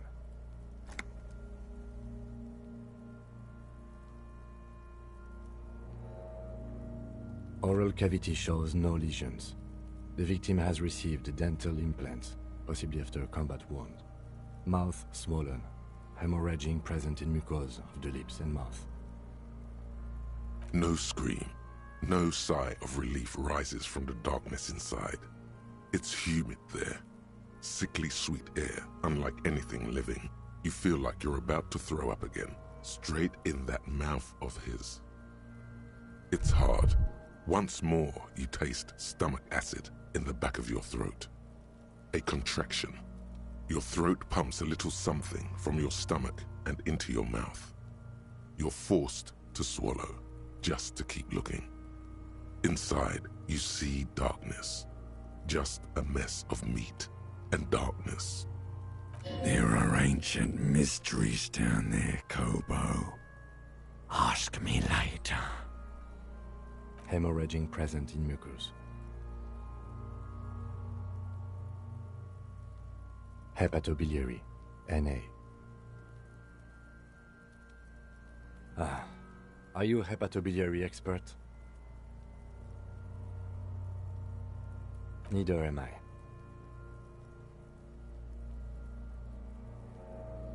Same for toxicology and serology, NA. Unless you have untapped reservoirs of knowledge there? Reservoirs? No, but do they take obscure trivia and odd tidbits? No. Cardiovascular. The body exhibits heavy lividity. Blood has gathered in the hands, feet, and neck. Hypostasis is visually consistent with the hanging. Gastrointestinal. This will do. Digested semi-solid food in stomach. Voila.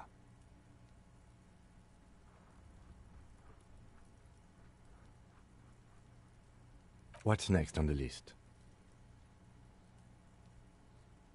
Let's see. We have bite marks, contusions on the head and chest, and a ligature mark encircling the neck. You'll need 3 fields. Leave a 4th one too. Be thorough if you want maximum results. Head, chest, and scalp bite mark injuries.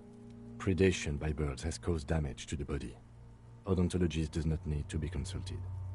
And your opinion, officer?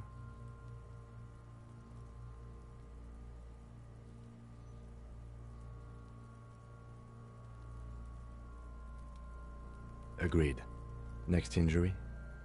So, the scalp bleeds from a post-mortem head injury, a stone. The injury does not have the rim of an early inflammatory response. The perpetrator on the scene has confessed to causing it post-mortem. At maximum velocity, fucko! Has confessed to causing it at maximum velocity. Coagulated blood sticks to his scalp and chest, where the countless stones have hit the dead man. Beneath, the description of injury. 2 boxes. Right. Next.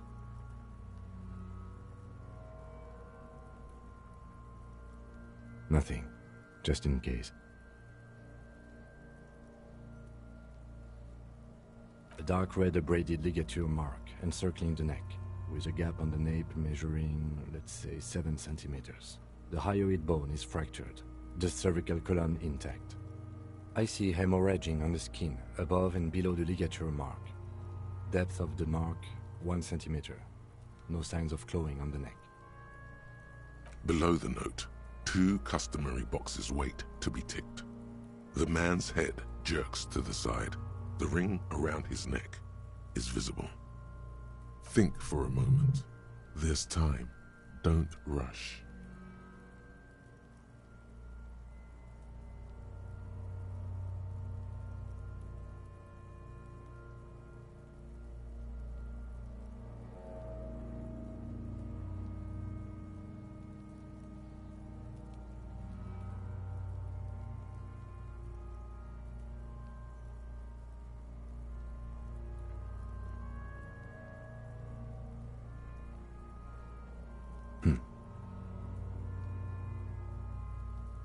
Why do you say that?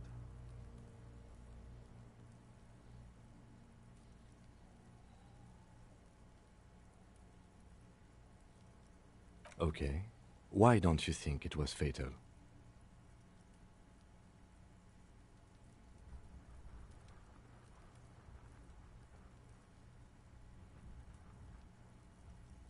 Honestly, I'm not sure there weren't marks on his wrist. That part got blurry for me. The stench. But you are right, I was ready to call this. Now I think we should leave it empty, at least for the time being. Let's wrap this up. I pronounce this field autopsy over.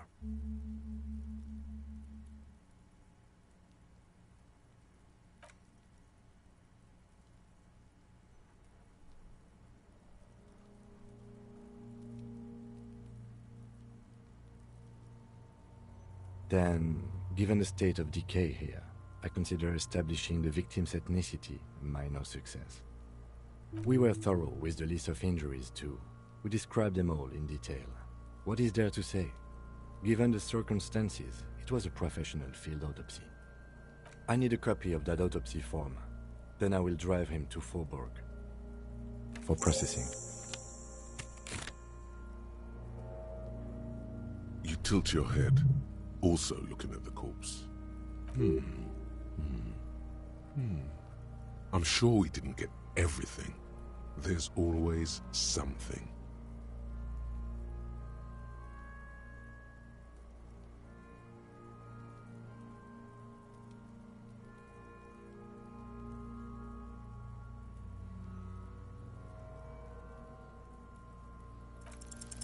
You run your hands over the victim's cold body, his limbs, his torso with its swollen organs.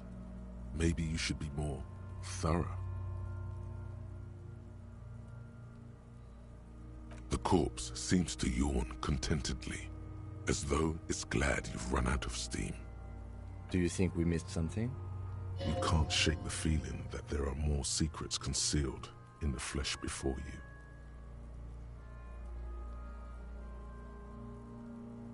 Okay, well, we are in livor mortis here.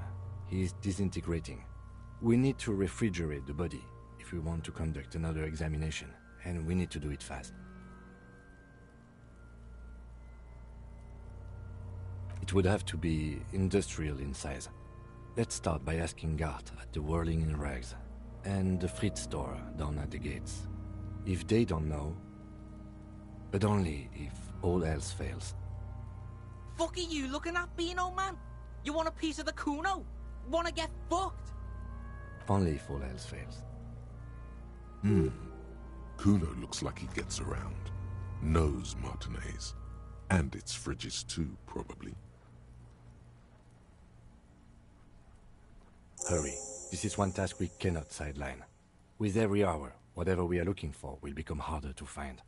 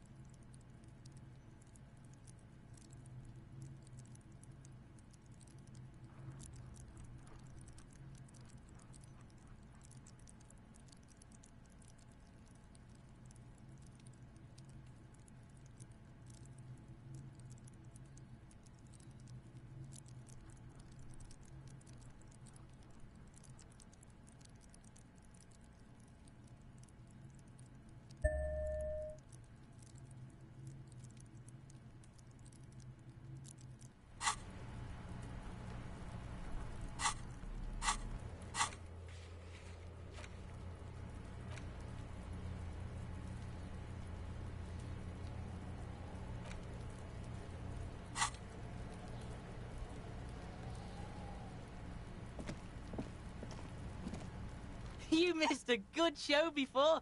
A kid came by and completely fucked the tree to pieces.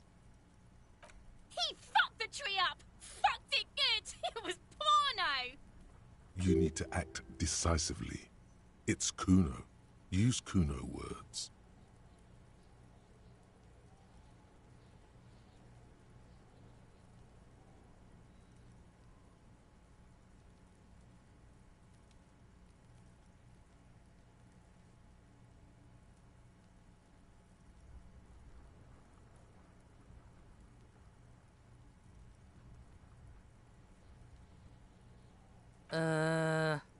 Stop choking, Kuno! The faggot has got you in a chokehold! Kuno's not fucking choking.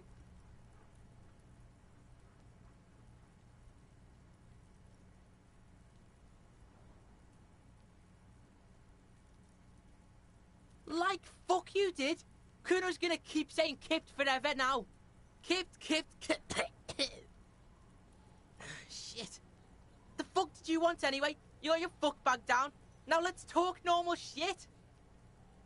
Yes. Kuno wants a normal conversation. Ask normal shit, please. For the fuck imp. Good thing you asked the Kunmeister. Kuno knows a fridge. Perfect for freezing.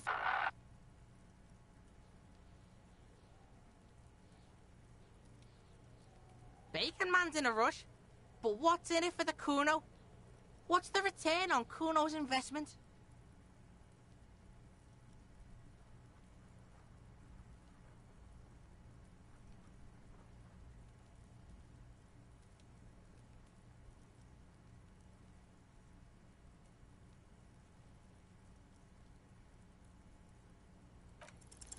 By killing in his territory, someone has openly challenged Kuno. It's in his best interest to put them in their place.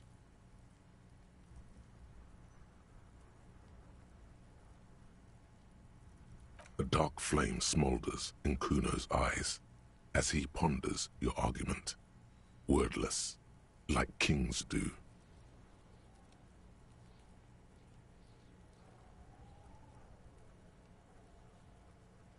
All right, Kuno hears you. See that shit house over there? A cold comes over you as you glance behind him at the crumbling colossus there, casting a shadow on you. You gotta get in that shit. In there, deep. Check the fucking basement, pig. Don't you know anything? Always check the fucking basement, recon style. There's a giant fridge down there. Fucking will fit, no problem. It looks like a white bear or some shit. Try not to piss yourself when you see it. A white bear? A polar bear?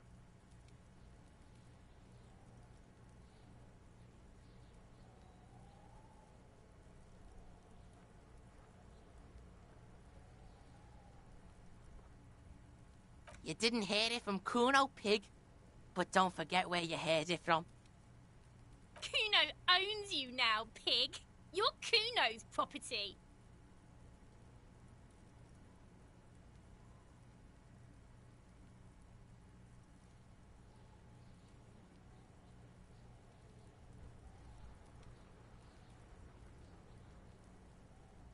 Kuno's Kuno, pig? It's always Kuno, never I. Clearly the kid's using the third-person perspective as a shield. Yeah, Kuno's in a fucking gang. In a bang gang. Kuno bangs for Magie, bangs for Mazda, bangs for Revachol. Watch out, Kuno! He's trying to fiddle you! He's gonna put his hands on you! Help! Pig's got Kuno! Help! He's got the... Everyone can hear. You need to get the hell out of here before. Help! He's digging his dick out! Escalate, Kuno! Pig's in here, Kuno! Somebody, please! How did we get here? How did this happen? This makes no sense. There may still be a way out. Just appeal to his reason.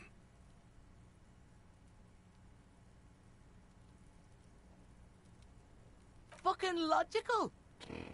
Help! The logical pig is fiddling Kuno! No! Get off Kuno, you sick fat fuck! The nearly psychopathic way they could slip in and out of the act implies you're not the first victim. No one? Kuno's doing this because he likes it, pig. Help! The pig's gagging him! Kuno can't speak! Help! Misters, help! He's flashing Kuno! He's showing his genitals! If you don't help Kuno now, it'll be too late! You put him up to this yourself when you decided to talk to him in the first place. Listen to your friend.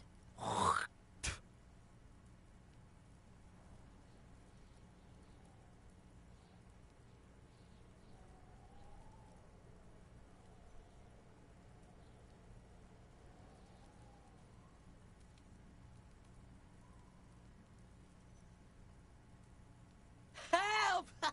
The RCM is trying to fuck Kuno in the ass! Look. For emphasis, a ghost is saying this. A shit-eating psychopathic ghost with an ace up his sleeve. I know you wanted to hit me. You got that I'm gonna fuck that Kuno up look that Kuno's dad gets. The murder look. The rage look. Relax. He can't read your mind. He doesn't know you were thinking that. There's a dead body, remember? That's what you were doing here. You're a cop on a case.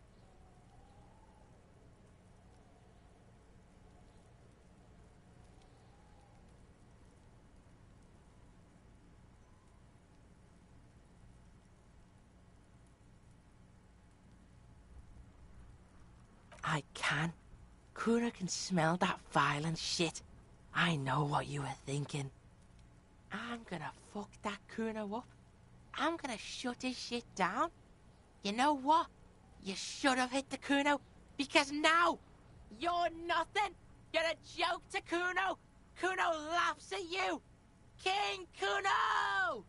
Kuno turned you into his prison, bitch! You're gonna be in this shit with Kuno! No, you're not. We can just leave. Bitch, you're gonna be in this shit with Kuno forever!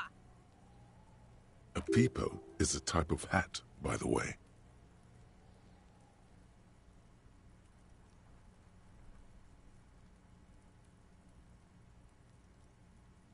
You don't talk to me about my fucking people. You don't know where I come from. You just Kuno's bottom bitch. Okay. Kuno is kind to his bitch. Ask your questions, but remember, this changes shit. Click, click, click, click. Kuno doesn't fucking care.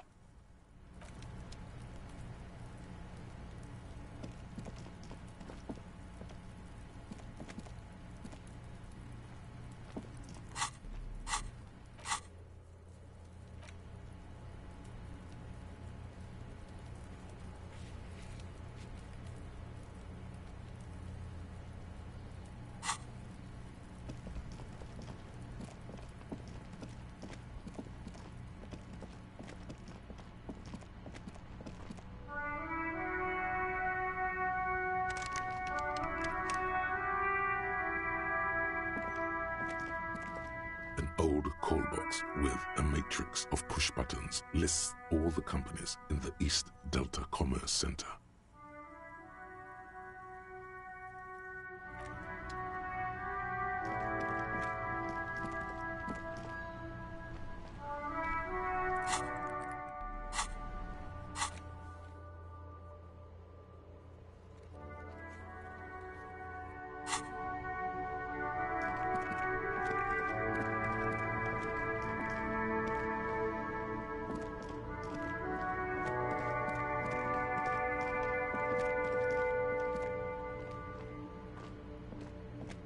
An old call box with a matrix of push buttons lists all the companies in the East Delta Commerce Center.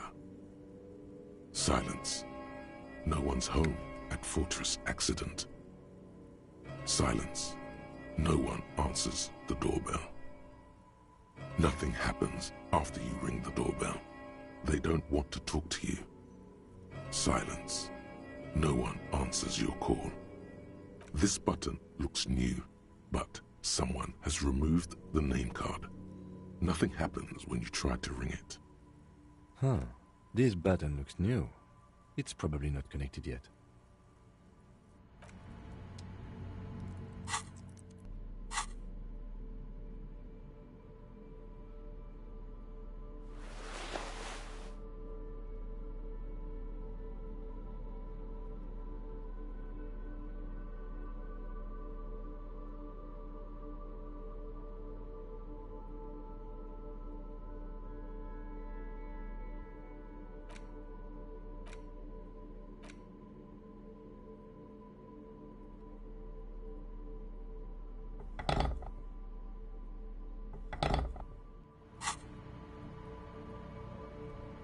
An old call box with a matrix of push buttons lists all the companies in the East Delta Commerce.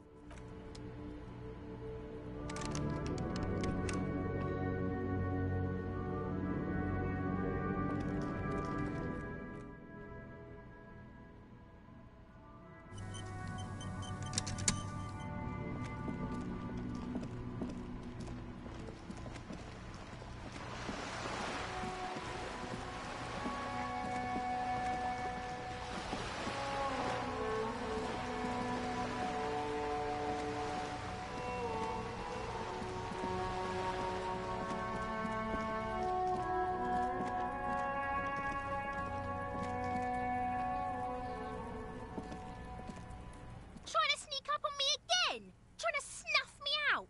Get away, pig!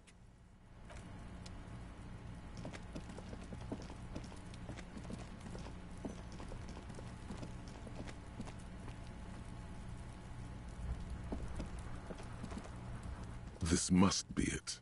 The basement door is weather-worn.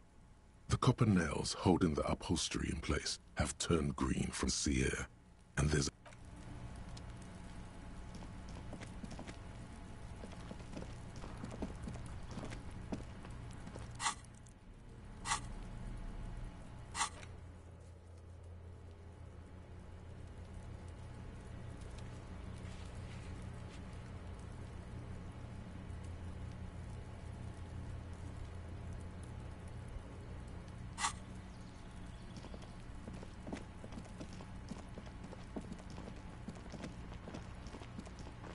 Just an ordinary wall. Nothing to see here.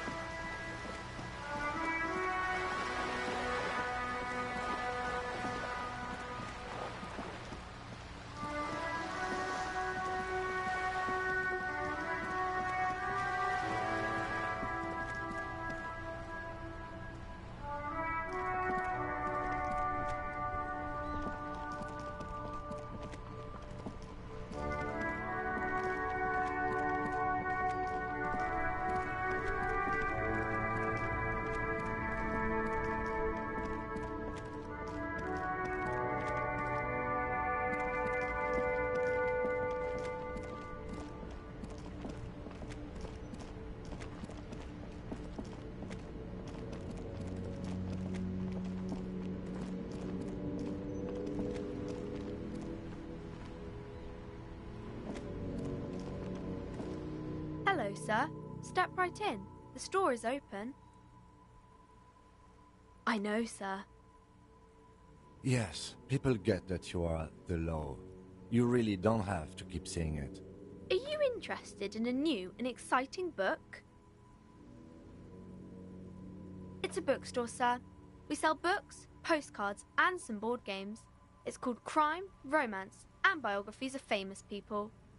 Whoa, whoa, whoa, whoa. Hold your horses, little girl.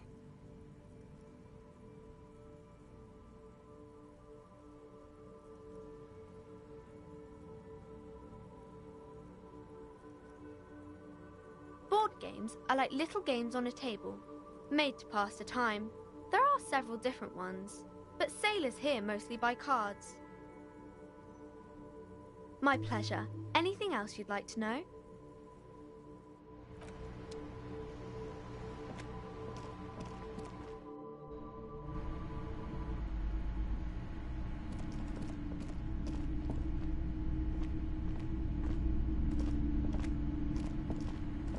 Welcome to Crime, Romance, and Biographies of Famous... Be welcome, and please take responsibility for the energy you bring into this space.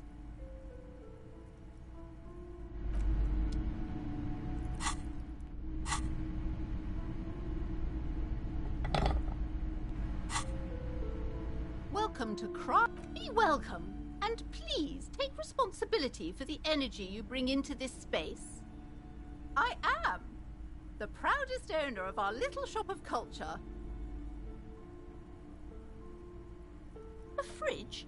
No, I don't know anything about a fridge. Aren't you interested in books? For whatever reason, she's lying to you about the fridge. Seems like you have to find your own way to the cellar.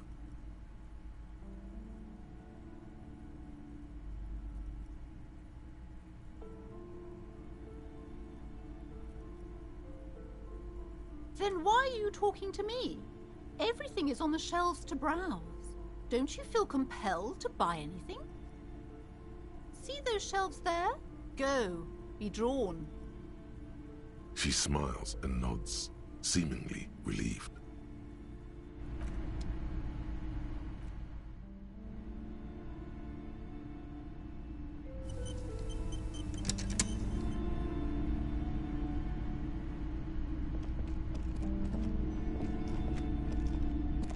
You see a set of tattered curtains blocking the way to another room. A strange cage-like trinket dangles from the curtains. Excuse me, officer. The back room is strictly for employees only. Nothing. Why aren't you browsing the books? Don't you feel compelled to look at the books? You ought to. She speaks almost as if she's trying to put a spell on you, urging you to buy more books. Oddly enough, the more she tries to draw you away from the curtains, the more alluring they become. You see some kind of charm, an irregular polyhedron assembled from bones, sticks, and straw. Inside, a disturbing fish head with empty eye sockets stares at you. This is a traditional Seminese ward, meant to provide protection against ill luck, bad dreams, curses, and other supernatural scourges. Inhabitants of Ile de Fantôme, the Semenine Islands down south. Aside from poking at it suspiciously, there is nothing else to do with the fishhead charm at this time. The curtains remain shut before you. Just as you're about to pull apart the curtains, the petrified voice of the shop owner cries out once more. Sir, don't touch that! I told you it's off limits for the customers. Parapsychologically speaking, we're done if you decide to open them. I won't be held responsible for the consequences. It's too dangerous. She looks away, mumbling. Why is everyone always messing with the curtains? Why can't they just buy books like normal people?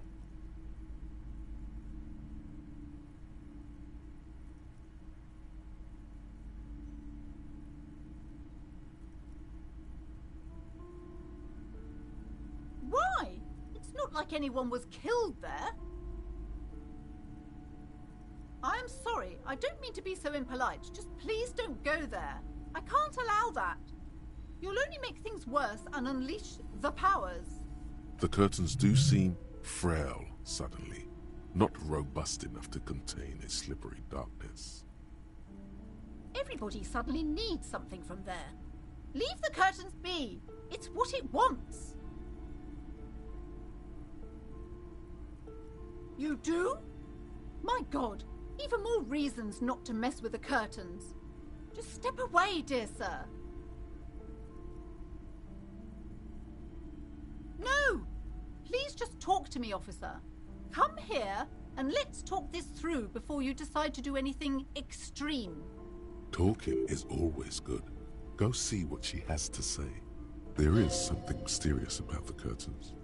Be careful. The curtains, tattered with age and covered in dust, hang before you, as if taunting you.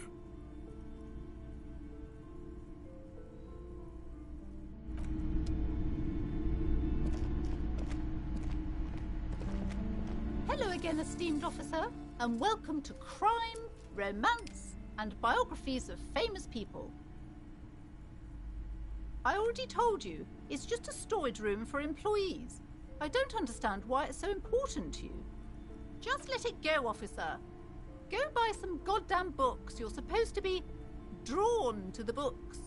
She recites it like it's a poem, or like she's playing a role she's grown tired of. She's so tense, it's a miracle she hasn't snapped in half yet.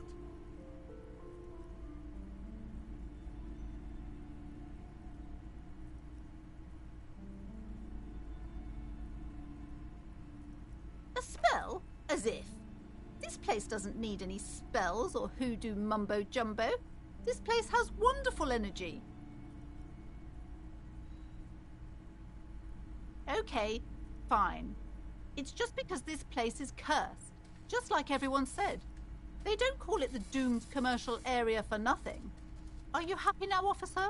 Happy that you've ruined everything? Host of hosts, she prays.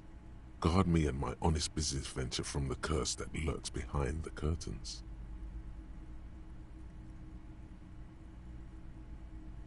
The curse is so much worse than you could imagine. It's a disease, eating at the very foundation.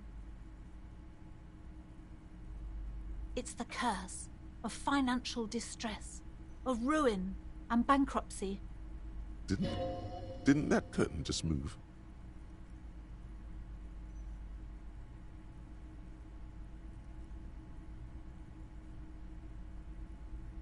Everyone knows that all the previous companies in this building have sooner or later declared bankruptcy, and their malicious spirits are still here, feeding off bad business practices and disappointing income statements. There's something wrong with this building, I can tell you. Ever since I arrived, I've sensed an eerie lingering presence, as if I was unwanted here. Yes, I've contacted numerous parapsychologists, and even a pair of Simonese mediators. They provided me with the wards. The wards help to keep the doom at bay and protect us against the darkness that lies further in the building, even though now I fear it's not enough.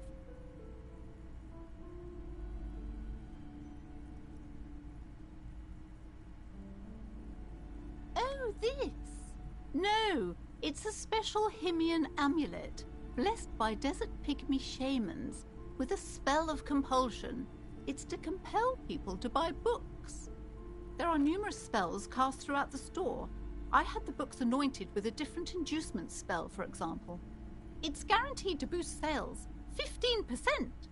Desert pygmy shamans. That sounds like a rather questionable way to describe a group of people.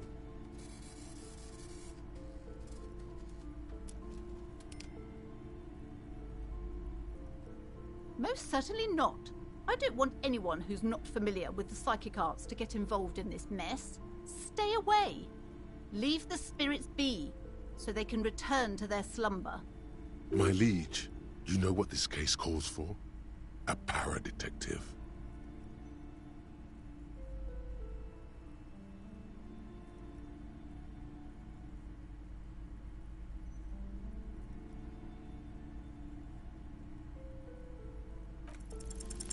Slither up to her, you silver-tongued fiend. Show her what world-class perfidy looks like.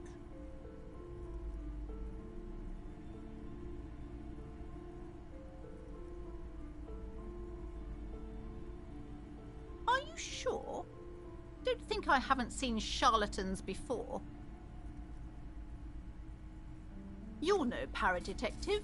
You look nothing like one. And you're clearly a drinker. Pardon me for being so blunt, but... You look like one. The lieutenant keeps his usual stony calm.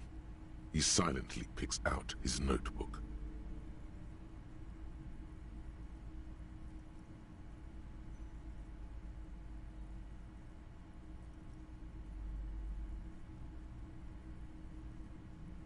How do you know all this?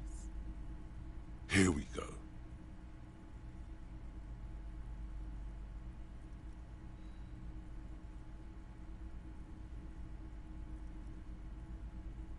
You're part Simonese. Oh, it means our meeting couldn't have been mere chance. The hand of fate guides us. But I am not the only one at risk. I have to think of my daughter. You are certain you can help us? Keep us safe? I can't allow any collateral damage to hit us.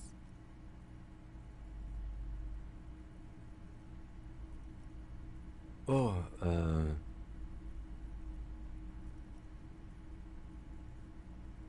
Certainly so, ma'am. I can assure you my partner is eminent in this particular field. If you promise, good officer, then you might be our last hope. Do you swear it?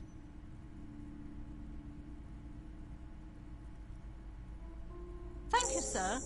There's one more thing I haven't told you about yet. The entity. Do not act surprised. You know of these things, sire.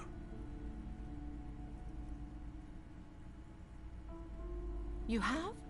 The entity takes the form of a woman, a witch probably. I've suspected that she must be connected to the curse ever since I first saw her. Did you know that she lives inside the chimney? Yes, that chimney is part of the building's central furnace, and it's enormous. She has barricaded herself behind some metal security curtains. God knows what she's doing there. Some unnatural magic, I assume. You should go find the entity and ask what happened to all the companies in the building. What is the source of this curse? Here's the key to the warded door behind the curtains. Take it. Oh, and please do return to me after you've looked round. I'm quite anxious to know what she has to say about the curse. What you discover in there. Unbelievable darkness and ruin. What you discover? Probably just office space. And the damn fridge. Don't be scared.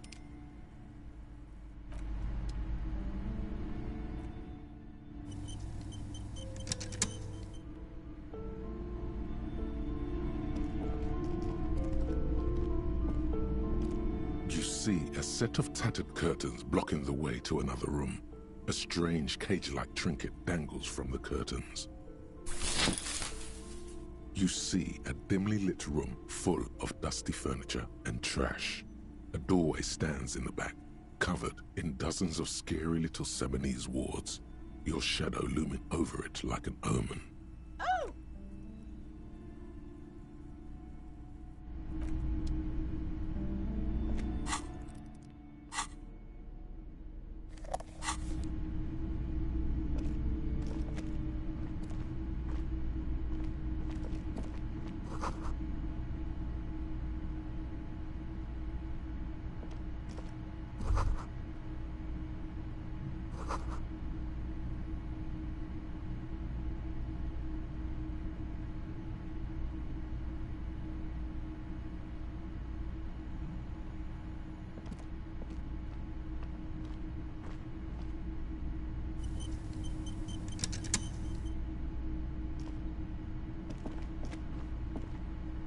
A heavy door with a missing handle stands before you, covered in dozens, if not hundreds, of Seminese trinkets and charms. It appears to be locked.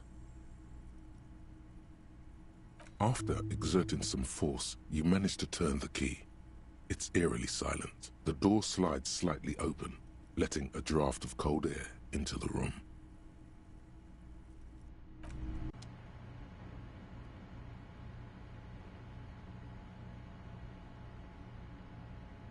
What is this place?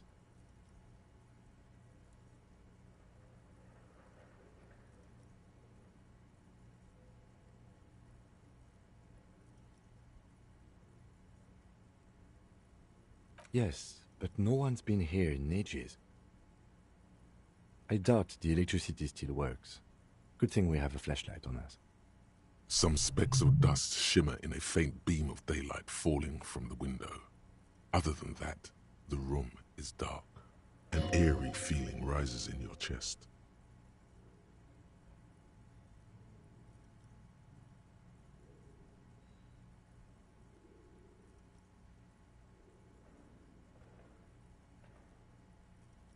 Sounds good.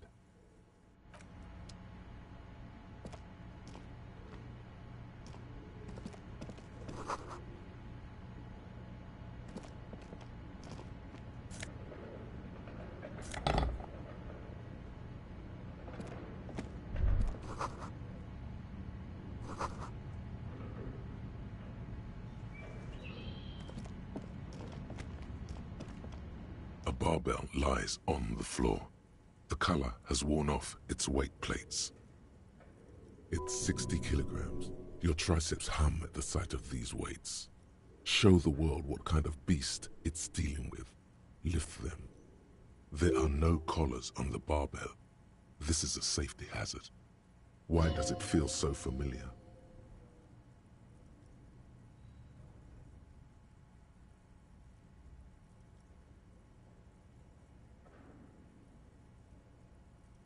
No, it's not that. It's the stale smell of rubber, the squeaky sound of sneakers, your bruised knee against the mat, and a whistle. Then the feeling is gone. It's just a memory. A memory from another life, when you were young and fit. You're right. The weight may fall off. Better not touch it then. No one does until they get smashed under the barbell.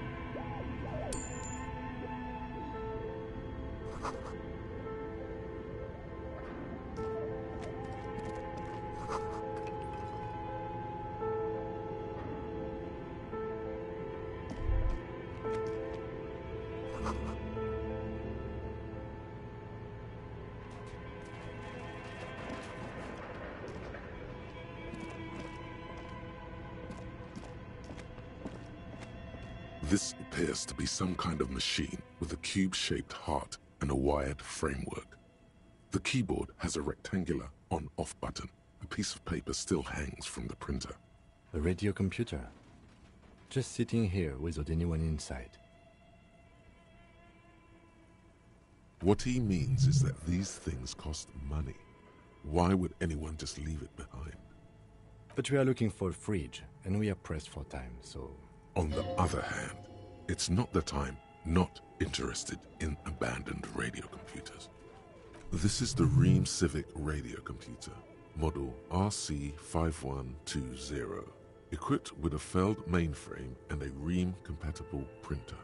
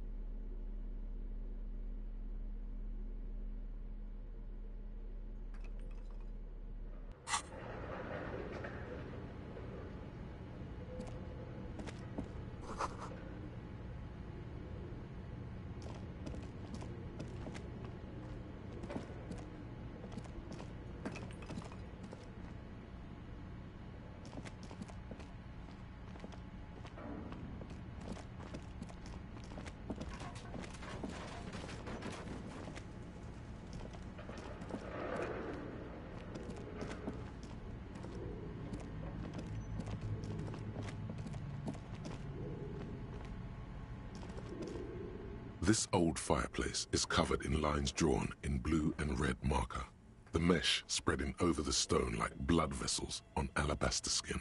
It looks ghostly and strangely ancient. The whole thing resembles Kadran mosaic tiles. Very pedantic. History classes, students with their textbooks open, studying the roots of our civilization. Those aquarelle blue tiles looked beautiful in the sun.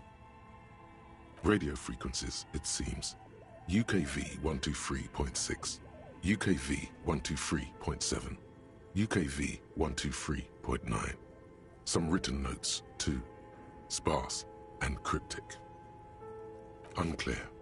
It looks like a cardiovascular system split into veins and capillaries. Very advanced.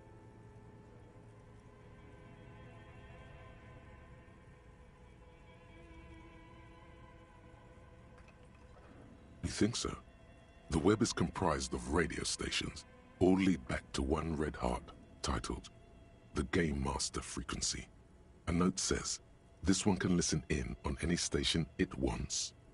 They must have had massive airwidth. These things don't come cheap. Someone very important. A conductor for the hundreds of story threads that pass through the Game Master's frequency. Whoever decides to call in to a call-in station, it looks like. A list of names under the stations suggests people across 6 Isolas would be playing Muindi, Insulinda, Kotla, Grad, Samara, and even Ilmara. There's no way a little basement studio working here could pull anything like this off. My God. It's as if the less money they had, the more ambitious their project became. Exactly. This schedule, I know doom when I see it. The company was running out of funding. Nothing. It's just lines on marble. An echo from times long gone. No one has used the fireplace in ages.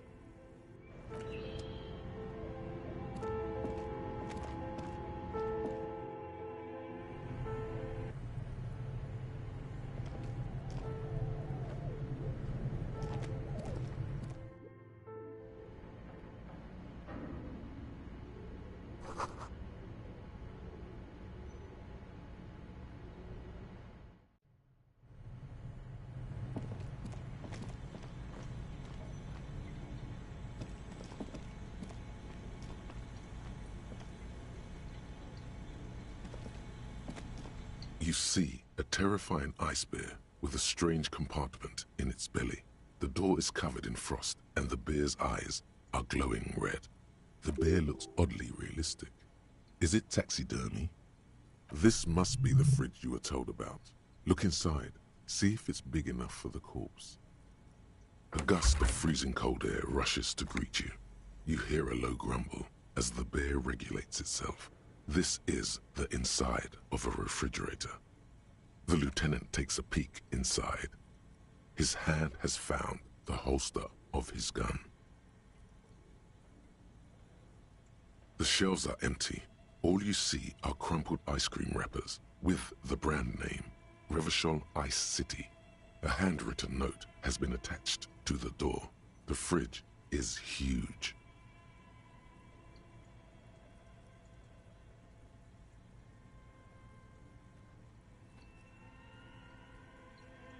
It's certainly an eccentric choice, but it is capacious and cold enough, too. Your visual confirms you could fit 2 more bodies in the ice bear fridge. Shall we go and get the body, then?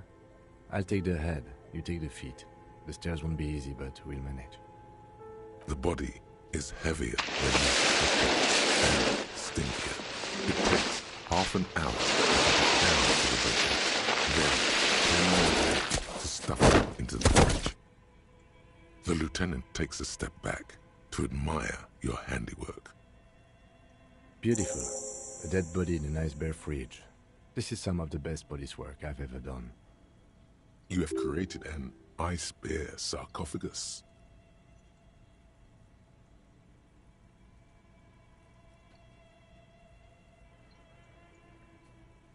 Talk of the ice bear sarcophagus must not leave this room.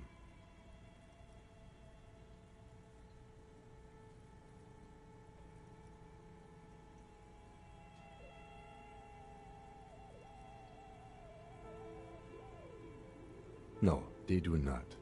They need to hear about our uneventful, boring, downright conservative murder investigation. At least we've stopped the body from decomposing further. Now you can conduct another inspection under controlled circumstances. Inside the icy realm of the ice bear fridge, the corpse stands slumped, waiting.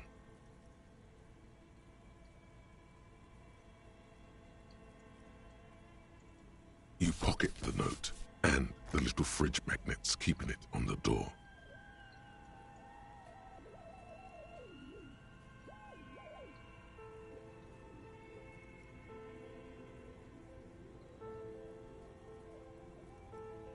A friendly cartoon bear smiles back at you from a glossy cellophane wrapper.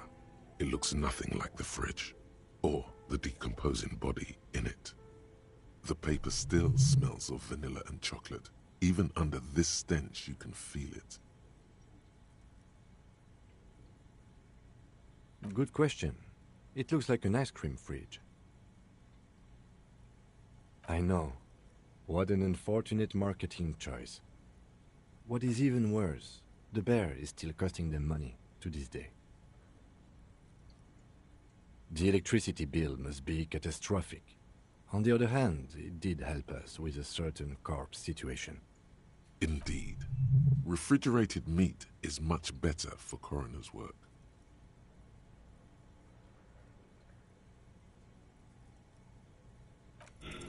You touch the dead man's body.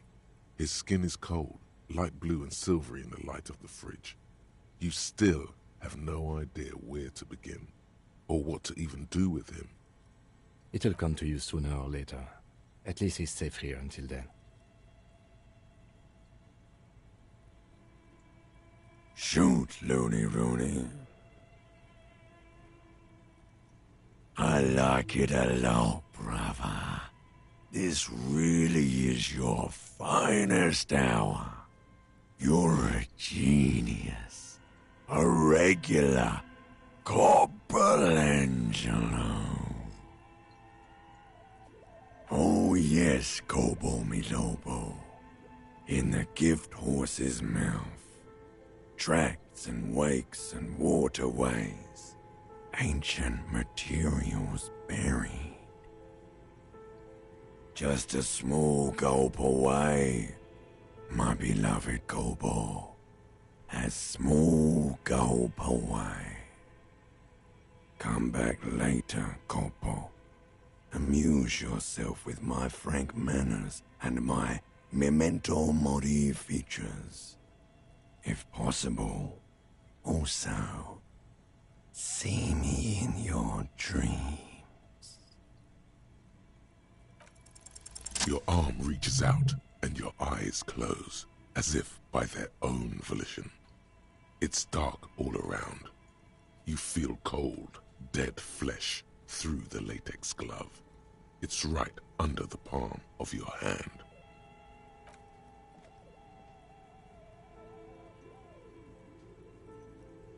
His face, his cheeks, his nose, his fat, swollen lips.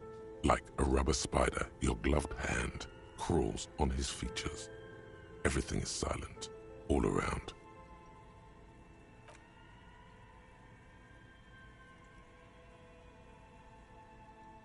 The oral cavity is cold and moist. A ball-like tongue attaches itself to the base of the mouth, lolling around like a scallop. You're on the right track.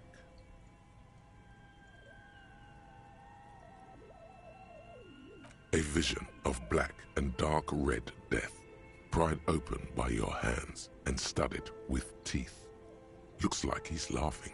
Death fumes rising from his throat. And there, in the back of his mouth, above the bell of the uvula, right in the soft palate, you see a hole, barely visible to the human eye. It is swollen shut, almost vanished. No larger than 0.4 centimeters in radius, the edges appear darkened. An abrasion collar. This is what we're after.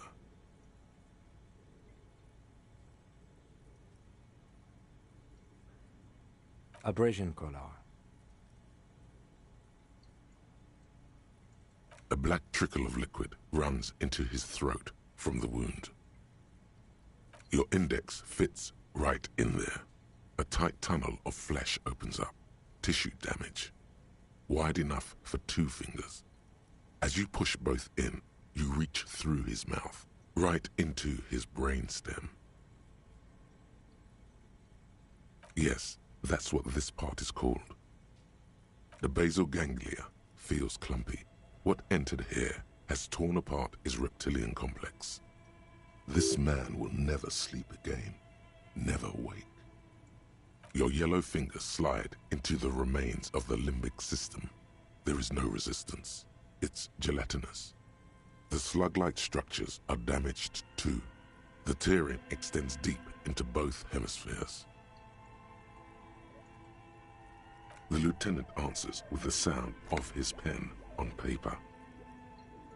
Your fingers are all the way in now, reaching toward the inside of his skull. The cavity goes further, but the entry wound isn't wide enough for the rest of your hand to follow.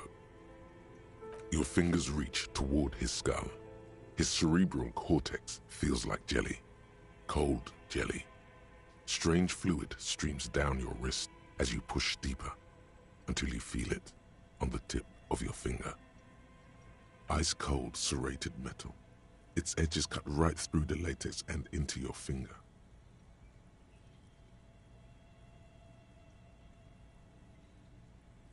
Can you get to it?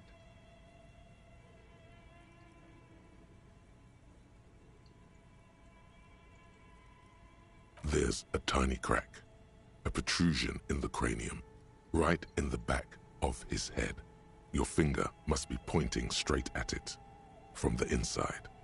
The object that is in there stops just short of the skull, in the encephalus, knocking this tiny fracture into the cranium. We have the makings of a very small exit wound here.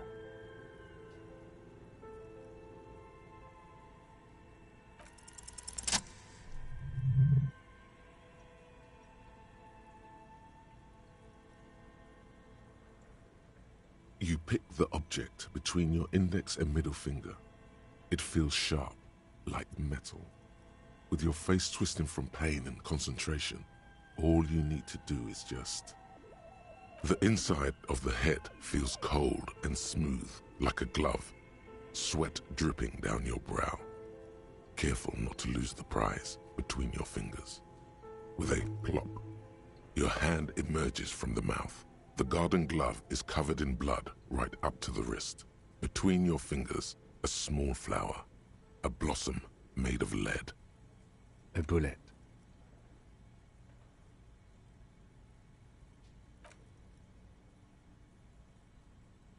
The bullet falls in the bag, leaving a smattering of blood on the plastic. He raises the bag under his eyes and says, A non-calibre. Rifle. Some kind of brittle alloy. Fractured on impact.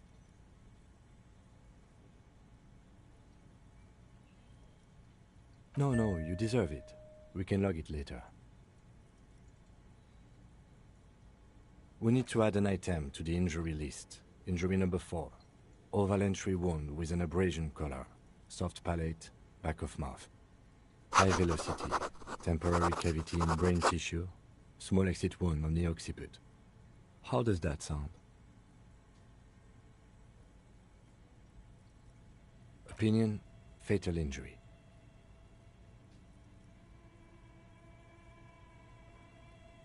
And one last thing. We can now fill in injury number 3. Ligament mark. Opinion, non-fatal. Post-mortem. Treatment.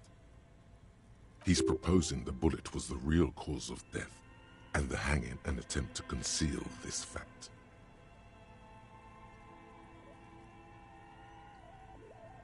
Treatment, officer, is an attempt to manipulate the body after death, to hide the real cause with a false cause.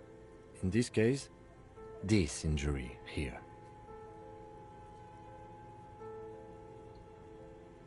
Yes, and the belt around his neck, the hanging, even dragging him to the yard.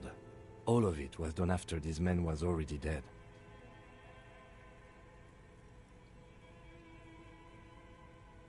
Dead.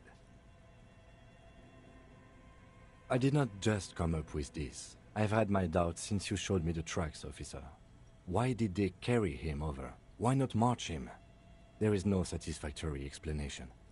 There have been other signs too. Small things. We were right not to assign hanging as cause of death, as the perpetrators expected we would. No such luck for them. There is, of course, the very real possibility he was both shot and hanged.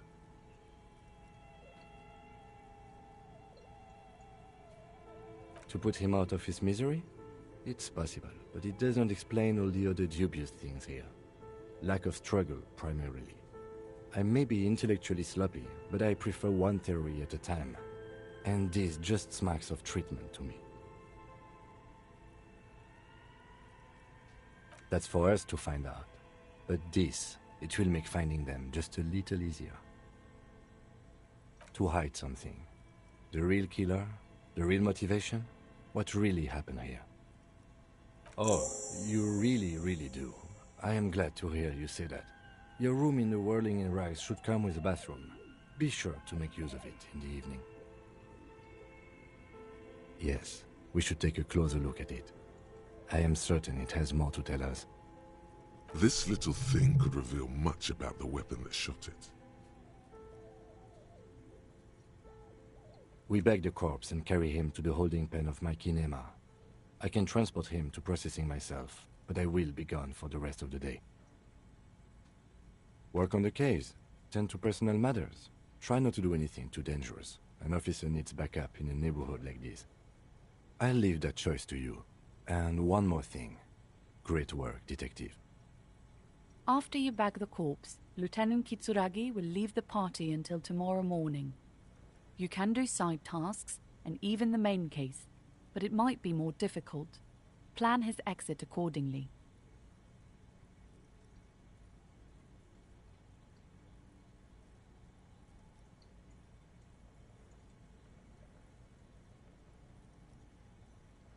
All right.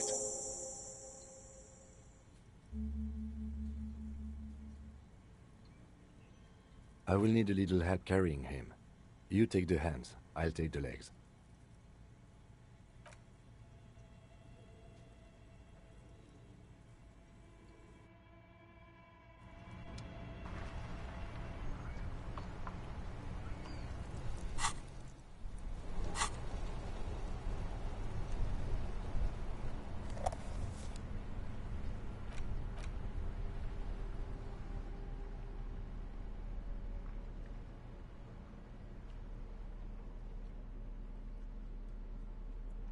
The note is written with a blue pencil on a piece of lined office paper. The kitchen magnets have left spots on its surface. Someone has scribbled, S. I can't believe the off-site copy is still here. The illiterate ginger kid keeps stealing stuff from the studio, so I had to hide it somewhere safe. You'll find the filament memory with the off-site copy in the frozen ice cream maker. Please take it home, ASAP. It's important. I'd do it myself if I lived in a civilized place with a freezer. Take care. Sully Swaff.